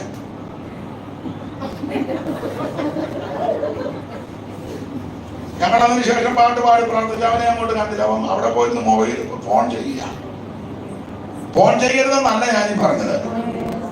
ആദ്യം ഇത് കഴിഞ്ഞാൽ ചാവാദ്യം കാര്യം. ആദ്യം ദൈവസന്നിധിയിൽ ഇരിക്കണം. ഗോലിയാത്തിനെ കണ്ടുപിടിച്ച് രാവിലെ മന്ത്രം ചൊല്ലും. എന്ത് മാതൃകാപരമായിട്ട് അവൻ നാമം ചൊല്ലുന്നത്. രാവിലെ നാമം ചൊല്ലും. അത് 40 ദിവസവും ചൊല്ലും. അത് മുടങ്ങാതെ ചൊല്ലും. 11ാമത്തെ വാക്യത്തിൽ എല്ലാരും കേൾക്ക. 11ാം വാക്യം വായിച്ച 11. എല്ലാരും കേൾക്കയാ ചൊല്ലുന്നത്. നിർത്തിക്കേ. രാവിലെ നാമം ചൊല്ലും, വൈകിട്ട് നാമം ചൊല്ലും, 40 ദിവസം ചൊല്ലും, മുടങ്ങാതെ ചൊല്ലും. എല്ലാരും കേൾക്കാൻ. ഇങ്ങനെ നമ്മൾ വല്ലതും ചെയ്യുന്നുണ്ടോ? രാവിലെ പ്രാർത്ഥിക്കുന്നുണ്ടോ? വൈകിട്ടും പ്രാർത്ഥിക്കുന്നുണ്ടോ? മുടങ്ങാതെ പ്രാർത്ഥിക്കുന്നുണ്ടോ? എല്ലാരും കേൾക്കേ. സ്തോത്രം. ഞാനൊന്നും വിവരിക്കുന്നില്ല. ദൈവത്തിന് എന്ത് ശാശാന്തരും എന്ത് മാതൃകാപരമായിരിക്കുന്ന അത്ര നീറ്റായിട്ട് അവന് ഇങ്ങനെയൊക്കെ ഇവൻ ചെയ്തവന്റെ ദേവന്റെ നാമം ചൊല്ലി അഭിഷിക്തനെ ശാപിക്കുക. എന്നെ കേൾക്കുന്ന പ്രിയരെ, ഇതൊന്നും കാര്യമാണ്. നിന്നെ ഉയർത്താമെന്ന ദൈവത്തിന്റെ വാർത്ത. നിനക്ക് വിരോധമായിട്ടുണ്ടാക്കുന്ന ന്യായവും ഫലിക്കത്തില്ല. ഞാനോ ലോകാവസാനത്തോളം എല്ലാ നാളും നിങ്ങളുടെ കൂടെ ഉണ്ട്. ഞാൻ നിന്നെ അനാഥനായിട്ട് വിടത്തില്ല, അനാഥയായിട്ട് വിടത്തില്ല. നടക്കുമ്പോൾ ചുമക്കുന്ന ഒരു ദൈവമുണ്ട്. ഈ വാക്കൊന്നും ദൈവമക്കൾ കാര്യമാക്കരുത്. അപ്പോൾ ഫറവോൻ പറയുന്ന വാക്കും കാര്യമാക്കരുത്. ഗോലിയാത്ത് പറയുന്ന വാക്കും കാര്യമാണ്. ഒരു വാക്കും കൂടെ വായിച്ചങ്ങ് നിർത്താം. അങ്ങനെ 2 മണിയാകും മതി. ഗുണമാകാനാണ് ഇതൊക്കെ മതി. പിന്നെ ഇത് തന്നെ കൂടുന്നില്ല. സ്തോത്രം. ഒന്ന് വായിച്ച് നമുക്ക് അങ്ങ് നിർത്തിയേക്കാം. രാജാക്കന്മാരുടെ 1-ാം പുസ്തകം നിങ്ങൾക്ക് അറിവുള്ള ഭാഗമാണ്. 19-ാം അധ്യായത്തിന്റെ 1-ഉം 2ഉം ഒന്ന് വായിച്ചു. ഏലിയാവ് ചെയ്തതൊക്കെയും അവൻ സകല പ്രവാചകന്മാരെയും വാൾ കൊണ്ട് കൊന്ന വിവരമൊക്കെയും ആഹാബ് ഇസബേലിനോട് പറഞ്ഞു. ഇസബേലിനോട് പറഞ്ഞു. അടുത്ത വാക്യം. ഇസബേൽ ഏലിയാവിന്റെ അടുക്കൽ ഒരു ദൂതനെ അയച്ചു. നാളെ ഈ നേരത്ത് ഞാൻ നിന്റെ ജീവനെ അവരിൽ ഒരുവന്റെ ജീവനെ പോലെ ആക്കുന്നില്ല എങ്കിൽ ദേവന്മാർ എന്നോട് തക്കവണ്ണവും അധികവും ചെയ്യുമാറാകട്ടെ. എന്റെ ഭാഷയാണ്. നിങ്ങൾക്ക് എന്നെ പറ്റി ഒരു ധാരണയുണ്ട്. വിവരവും ബോധവും ഇല്ലാത്തവനാന്നൊരു ധാരണ ഉണ്ട്. അപ്പൊ അത് ഞാൻ ഒന്നുകൂടെ അങ്ങ് ഉറപ്പിക്കാൻ പോവാ. ഈ കള്ളി തള്ള പറയാൻ കേട്ട് നിങ്ങള് ഈ സ്ത്രീ എന്താ പറഞ്ഞത്? നാളെ ഈ നേരത്ത് ഞാൻ ഏലിയാവിനെ കൊല്ലുമെന്ന്. കാര്യമാക്കണ്ട. ഒരു പേട്ടുതള്ള പറയാന്ന് കേട്ട് സ്തോത്രം. പിന്നെ അങ്ങനെ ഒരു മനുഷ്യനൊക്കെ ആയതുകൊണ്ട് ഉള്ളി ഇത് കേട്ട ആള് പേടിച്ചു ഓടി ചൂരച്ചെടിയുടെ ചെന്ന് പറഞ്ഞ് കർത്താവുമായി ഒത്തിരി ശുശ്രൂഷകൾ ചെയ്യും. കന്യാകുമാരി മുതൽ കാസർഗോഡിന്റെ അങ്ങേറ്റ ഉപ്പള വരെ ഞാൻ പോയി പരസ്യോഗം നടത്തി. നീ എന്നെ അങ്ങ് കർത്താവ് പറഞ്ഞ നീയുമായി പൊട്ടമർത്താൻ ഒന്നും പല തള്ള പറഞ്ഞു കേൾക്കുമ്പോൾ നീ ഇവിടെ കിടന്ന് പഞ്ചമേലും ചഞ്ചലങ്ങളൊന്നും വേണ്ട, പഞ്ചമുറി വേറ്റനാഥൻ പഞ്ചമേകിടും. പഞ്ചമേലിൻ ചഞ്ചലങ്ങൾ ഒന്നും വേണ്ട, പഞ്ചമുറി വേറ്റനാഥൻ പഞ്ചമേകിടും. പിഞ്ചു പോകില്ലൊരു നാളും തൻകാരുണകൾ ഓർത്തു പുഞ്ചിരി തൂകിടുക എന്നും. പിഞ്ചു പോകില്ലൊരു നാളും തൻകാരുണകൾ ഓർത്തു പുഞ്ചിരി തൂകിടുക നീ എന്നും മനമേ. ഓരത്തു ഭീതി കേട്ടതല്ലോ നടുങ്ങിടിലോ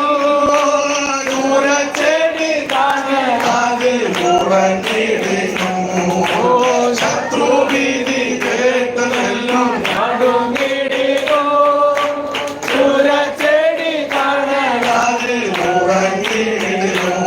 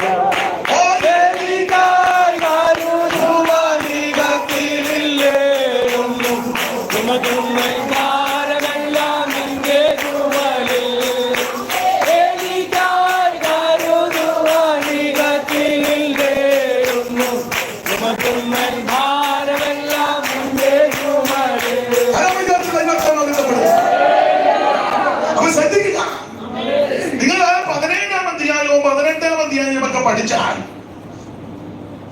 എന്റെ ഭാഷയാ നല്ല തീപ്പൊരി ശുശ്രൂഷ ചെയ്ത ദൈവരാസന.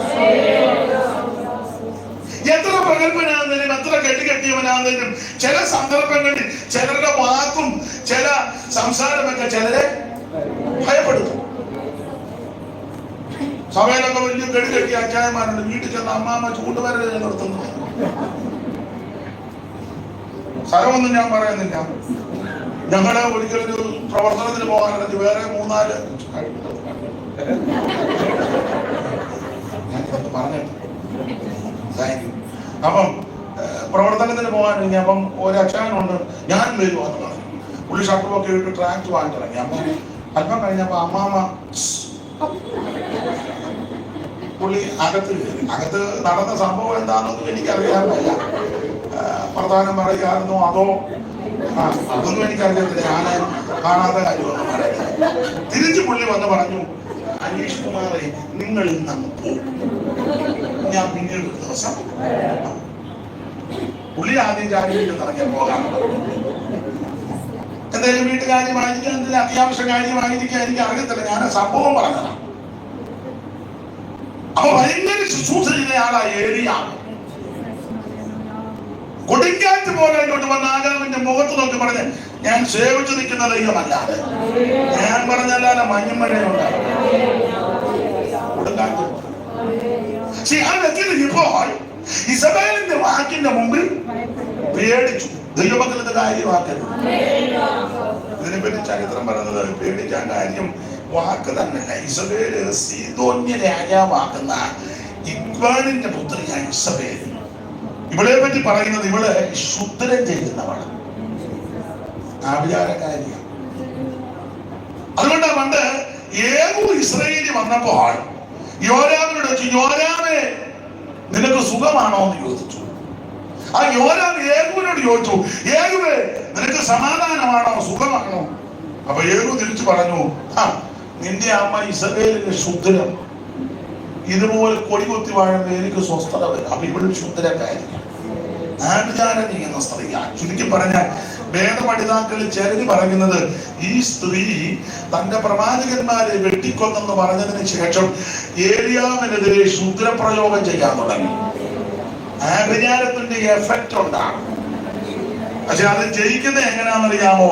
ആത്മാവിൽ നിറഞ്ഞ് ദൈവത്തെ ആരാധിക്കുന്നു.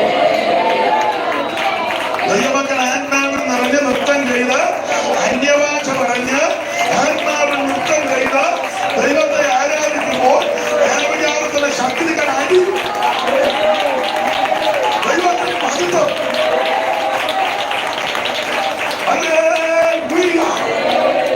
വിവരിക്കുന്നതിന് ഇവിടെ പറയാ, എന്റെ പ്രവാചകന്മാരെ കൊന്നതുപോലെ നേരെ ഈ നേരത്ത് ഏലിയാവിനെ ഞാൻ ബോധവരുത്തും, ഏലിയാവിനെ കൊല്ലും. ദൈവമക്കളെ, ഈ വാക്ക് നീ കാര്യമാക്കരുത്.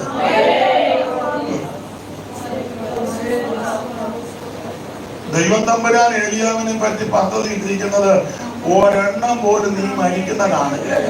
അല്ല, നിന്നെ കൊല്ലുന്നില്ല, ഞാൻ നിന്നെ എടുക്കില്ല. അഗ്നിമയ രഥങ്ങളും വശങ്ങളും എല്ലാം കൂടെ പ്രത്യക്ഷപ്പെട്ടപ്പോൾ ചുഴലിക്കാറ്റ് കൊണ്ട് വന്ന് കറക്കി തന്റെ സഹവൃത്തിയെ നോക്കി നിൽക്കുക ഏലിയാവിനെ ചുഴലിക്കാറ്റ് സ്വർഗത്തിലേക്ക് ദൈവം എടുത്തുകൊള്ളുകയാ. അവൻ ശത്രുവിന്റെ കയ്യിൽ ദൈവം നിന്നെ വിട്ടുകൊടുക്കത്തില്ല. നിന്നെ കൊല്ലും, വകവരുത്തും. മന്ത്രവാദം ചെയ്യും. ഇങ്ങനെയൊക്കെ ശത്രു പറഞ്ഞപ്പോൾ ശത്രുവിന്റെ ഇഷ്ടത്തിന് ദൈവം വിട്ടു. മന്ത്രവാദത്തിന്റെ ശക്തികൾ അടിക്കുവാനത്ത്, അഹങ്കാരത്തിന്റെ ശക്തികൾ ഇടവകൾ മാറത്ത്, അജ്ഞാനത്തിന്റെ ശക്തികൾ ഇടവകൾ ദൈവത്തിന്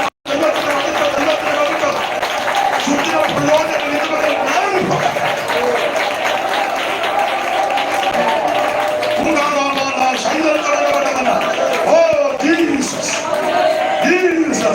ഫറവോന്റെ വാക്ക് നീ കാര്യമാക്കരുത്. അവൻ ഗോലിയാത്തിന്റെ വാക്ക് നീ കാര്യമാക്കരുത്. ഇസബേലിന്റെ വാക്ക് നീ കാര്യമാക്കരുത്. നീ കാര്യമാക്കേണ്ട യേശു പറഞ്ഞതാ. യേശു എന്തോ പറഞ്ഞു? ഞാൻ നിന്നെ അനാഥനായിട്ട് വിടത്തില്ല, ഞാൻ നിന്നെ ഉപേക്ഷിക്കത്തില്ല, ഞാൻ നിന്നെ തള്ളിക്കയറത്തില്ല. ലോകത്തെ സ്ഥലത്തുള്ള എന്താണെന്ന് ഞാൻ നിന്നെ കൂടെ, ഞാൻ ദീനത്തിൽ കിടക്ക നാട്ടി വിളിക്കും, ഞാൻ നിന്നെ സൗഖ്യമാക്കും.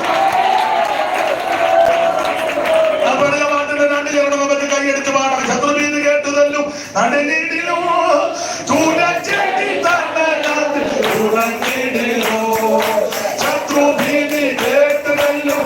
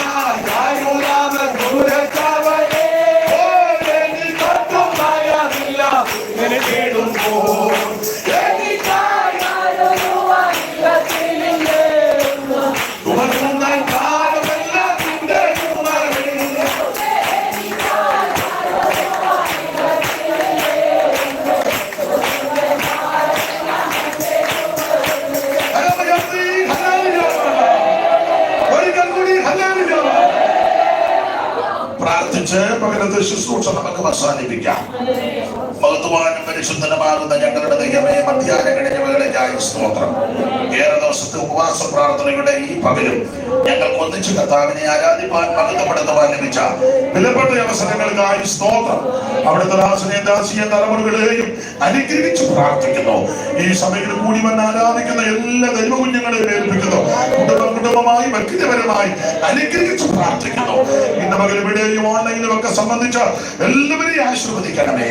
തുടർന്ന് നടക്കുന്ന ഉപവാസ പ്രാർത്ഥനകളും അനുഗ്രഹമാകണം. അതാത് സന്ദർഭങ്ങളിൽ അഭിഷിക്തന്മാരെ അയച്ച് ആവശ്യമാകുന്ന ആത്മീക സന്ദേശങ്ങൾ കേൾപ്പിച്ച് അവിടുത്തെ ജനത്തെ ഒരുക്കി അവിടുത്തെ വരവനായി വാർത്തെടുക്കണമെന്ന് ഞങ്ങൾ ഒന്നും പ്രാർത്ഥിക്കുന്നു. പലവിധ വിഷയങ്ങളിൽ അരുങ്ങുന്നവരുണ്ട്. അവരുടെ വിഷയങ്ങളെല്ലാം ഭാരമേറ്റ് നടത്തി കൊടുക്കണം. ആർക്കും ഒരു ദോഷവും അനർത്ഥവും വരുത്തരുത്. മടക്കയാത്ര കൂടിയിരിക്കണം. വാഹനങ്ങൾ നിയന്ത്രിക്കണം. എണ്ണത്തിലൊന്നു പോലും കുറയരുത്. അവിടുത്തെ ജനത്തെ അവിടുത്തെ നാമം ചൊല്ലി അനുഗ്രഹിച്ച് പ്രാർത്ഥിക്കുന്നു. സന്നിധി ബോധത്തോടും വിശ്വസ്തരായിട്ടൊക്കെ ജീവിക്കാൻ അവർക്ക് കൃപ ചെയ്യണം. കഴിവനും വന്ന് സൂക്ഷിപ്പാൻ ഭാഗ്യം തന്നു. അതിനായി സ്തോത്രം. തുടർന്നുള്ള ദിനങ്ങളിലെ യോഗങ്ങളും അനുഗ്രഹമാക്കണം. കൃപയ്ക്ക് പൊതിക്കണം. എല്ലാം നന്മയ്ക്കായി ചെയ്യണമേ. എല്ലാവർക്കും ഉപരി ഞങ്ങളുടെ കർത്താവിന്റെ വരവാസന്നമായിരിക്കുകയാൽ വേഗം വരുന്ന കർത്താവിനെ എതിരേൽപ്പാൻ ഞങ്ങളുടെ പ്രിയപ്പെട്ടവരെയെല്ലാം യോഗ്യരാക്കി തീർക്കണം. യേശു ക്രിസ്തുവിന്റെ തുല്യനാമത്തിൽ അപേക്ഷിക്കുന്ന ഈ പ്രാർത്ഥനയും ദയമൂലം കേൾക്കണം. സ്വർഗ്ഗസ്ഥ പിതാവേ, ആമേൻ. കർത്താവ് പ്രാർത്ഥന കേട്ടതിനാൽ സ്തോത്രം ചെയ്യാം. എഴുന്നേറ്റ് നിൽപ്പാൻ സാവകാശമുള്ളവർക്ക് എഴുന്നേറ്റ് നിന്ന് കരങ്ങൾ വീശി അല്പ മിനിറ്റുകൾ ദൈവത്തെ മഹത്വപ്പെടുത്താം. എല്ലാ കരങ്ങളും ഉയർത്തി വീശി ദൈവത്തെ മഹത്വപ്പെടുത്താം.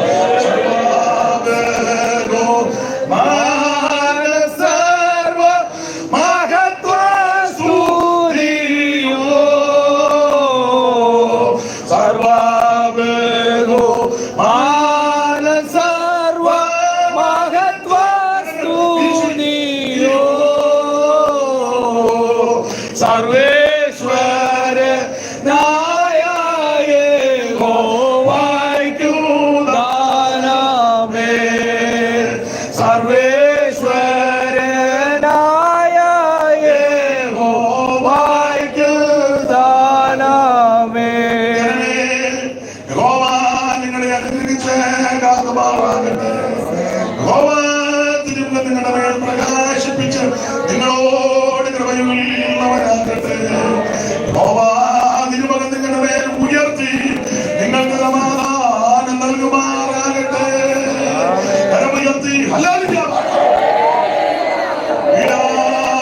നമ്മെ സൂക്ഷിച്ച് തന്റെ മഹിമാസന്നിധിയിൽ കളങ്കമില്ലാത്തവനായി ആനന്ദത്തോടെ നിർത്തുവാൻ ശക്തിയുള്ള പിതാവായ ദൈവത്തിന്റെ സ്നേഹവും നിയമത്തിന്റെ രക്തത്താൽ ആടുകളുടെ വലിയ ഇടയനാകുന്ന ക്രിസ്തുവേശ്വരന്റെ കൃപയും സകല സത്യത്തിലും നമ്മളെ വഴി നടക്കുന്ന പരിശുദ്ധാത്മാവിന്റെ നടത്തിപ്പുകാവിനെ സൂക്ഷിപ്പൻ നമ്മോടും പ്രാർത്ഥിക്കുന്ന വിഷയങ്ങളോടും ആദ്യം കർത്തദാസന്മാരോടും കുടുംബങ്ങളോടും സകല ദൈവമക്കളോടും ഇവിടെയും എവിടെയും അവിടെയും ചിതറിപ്പാർക്കുന്ന സകല വിശുദ്ധന്മാരുടെ മേലും ഇപ്പോഴും എപ്പോഴും നമ്മുടെ കർത്താവാകുന്ന വിശികാരമ്പുരാന്റെ മേഘപ്രത്യക്ഷത വരെ ഉണ്ടായിരിക്കുമാറാകട്ടെ.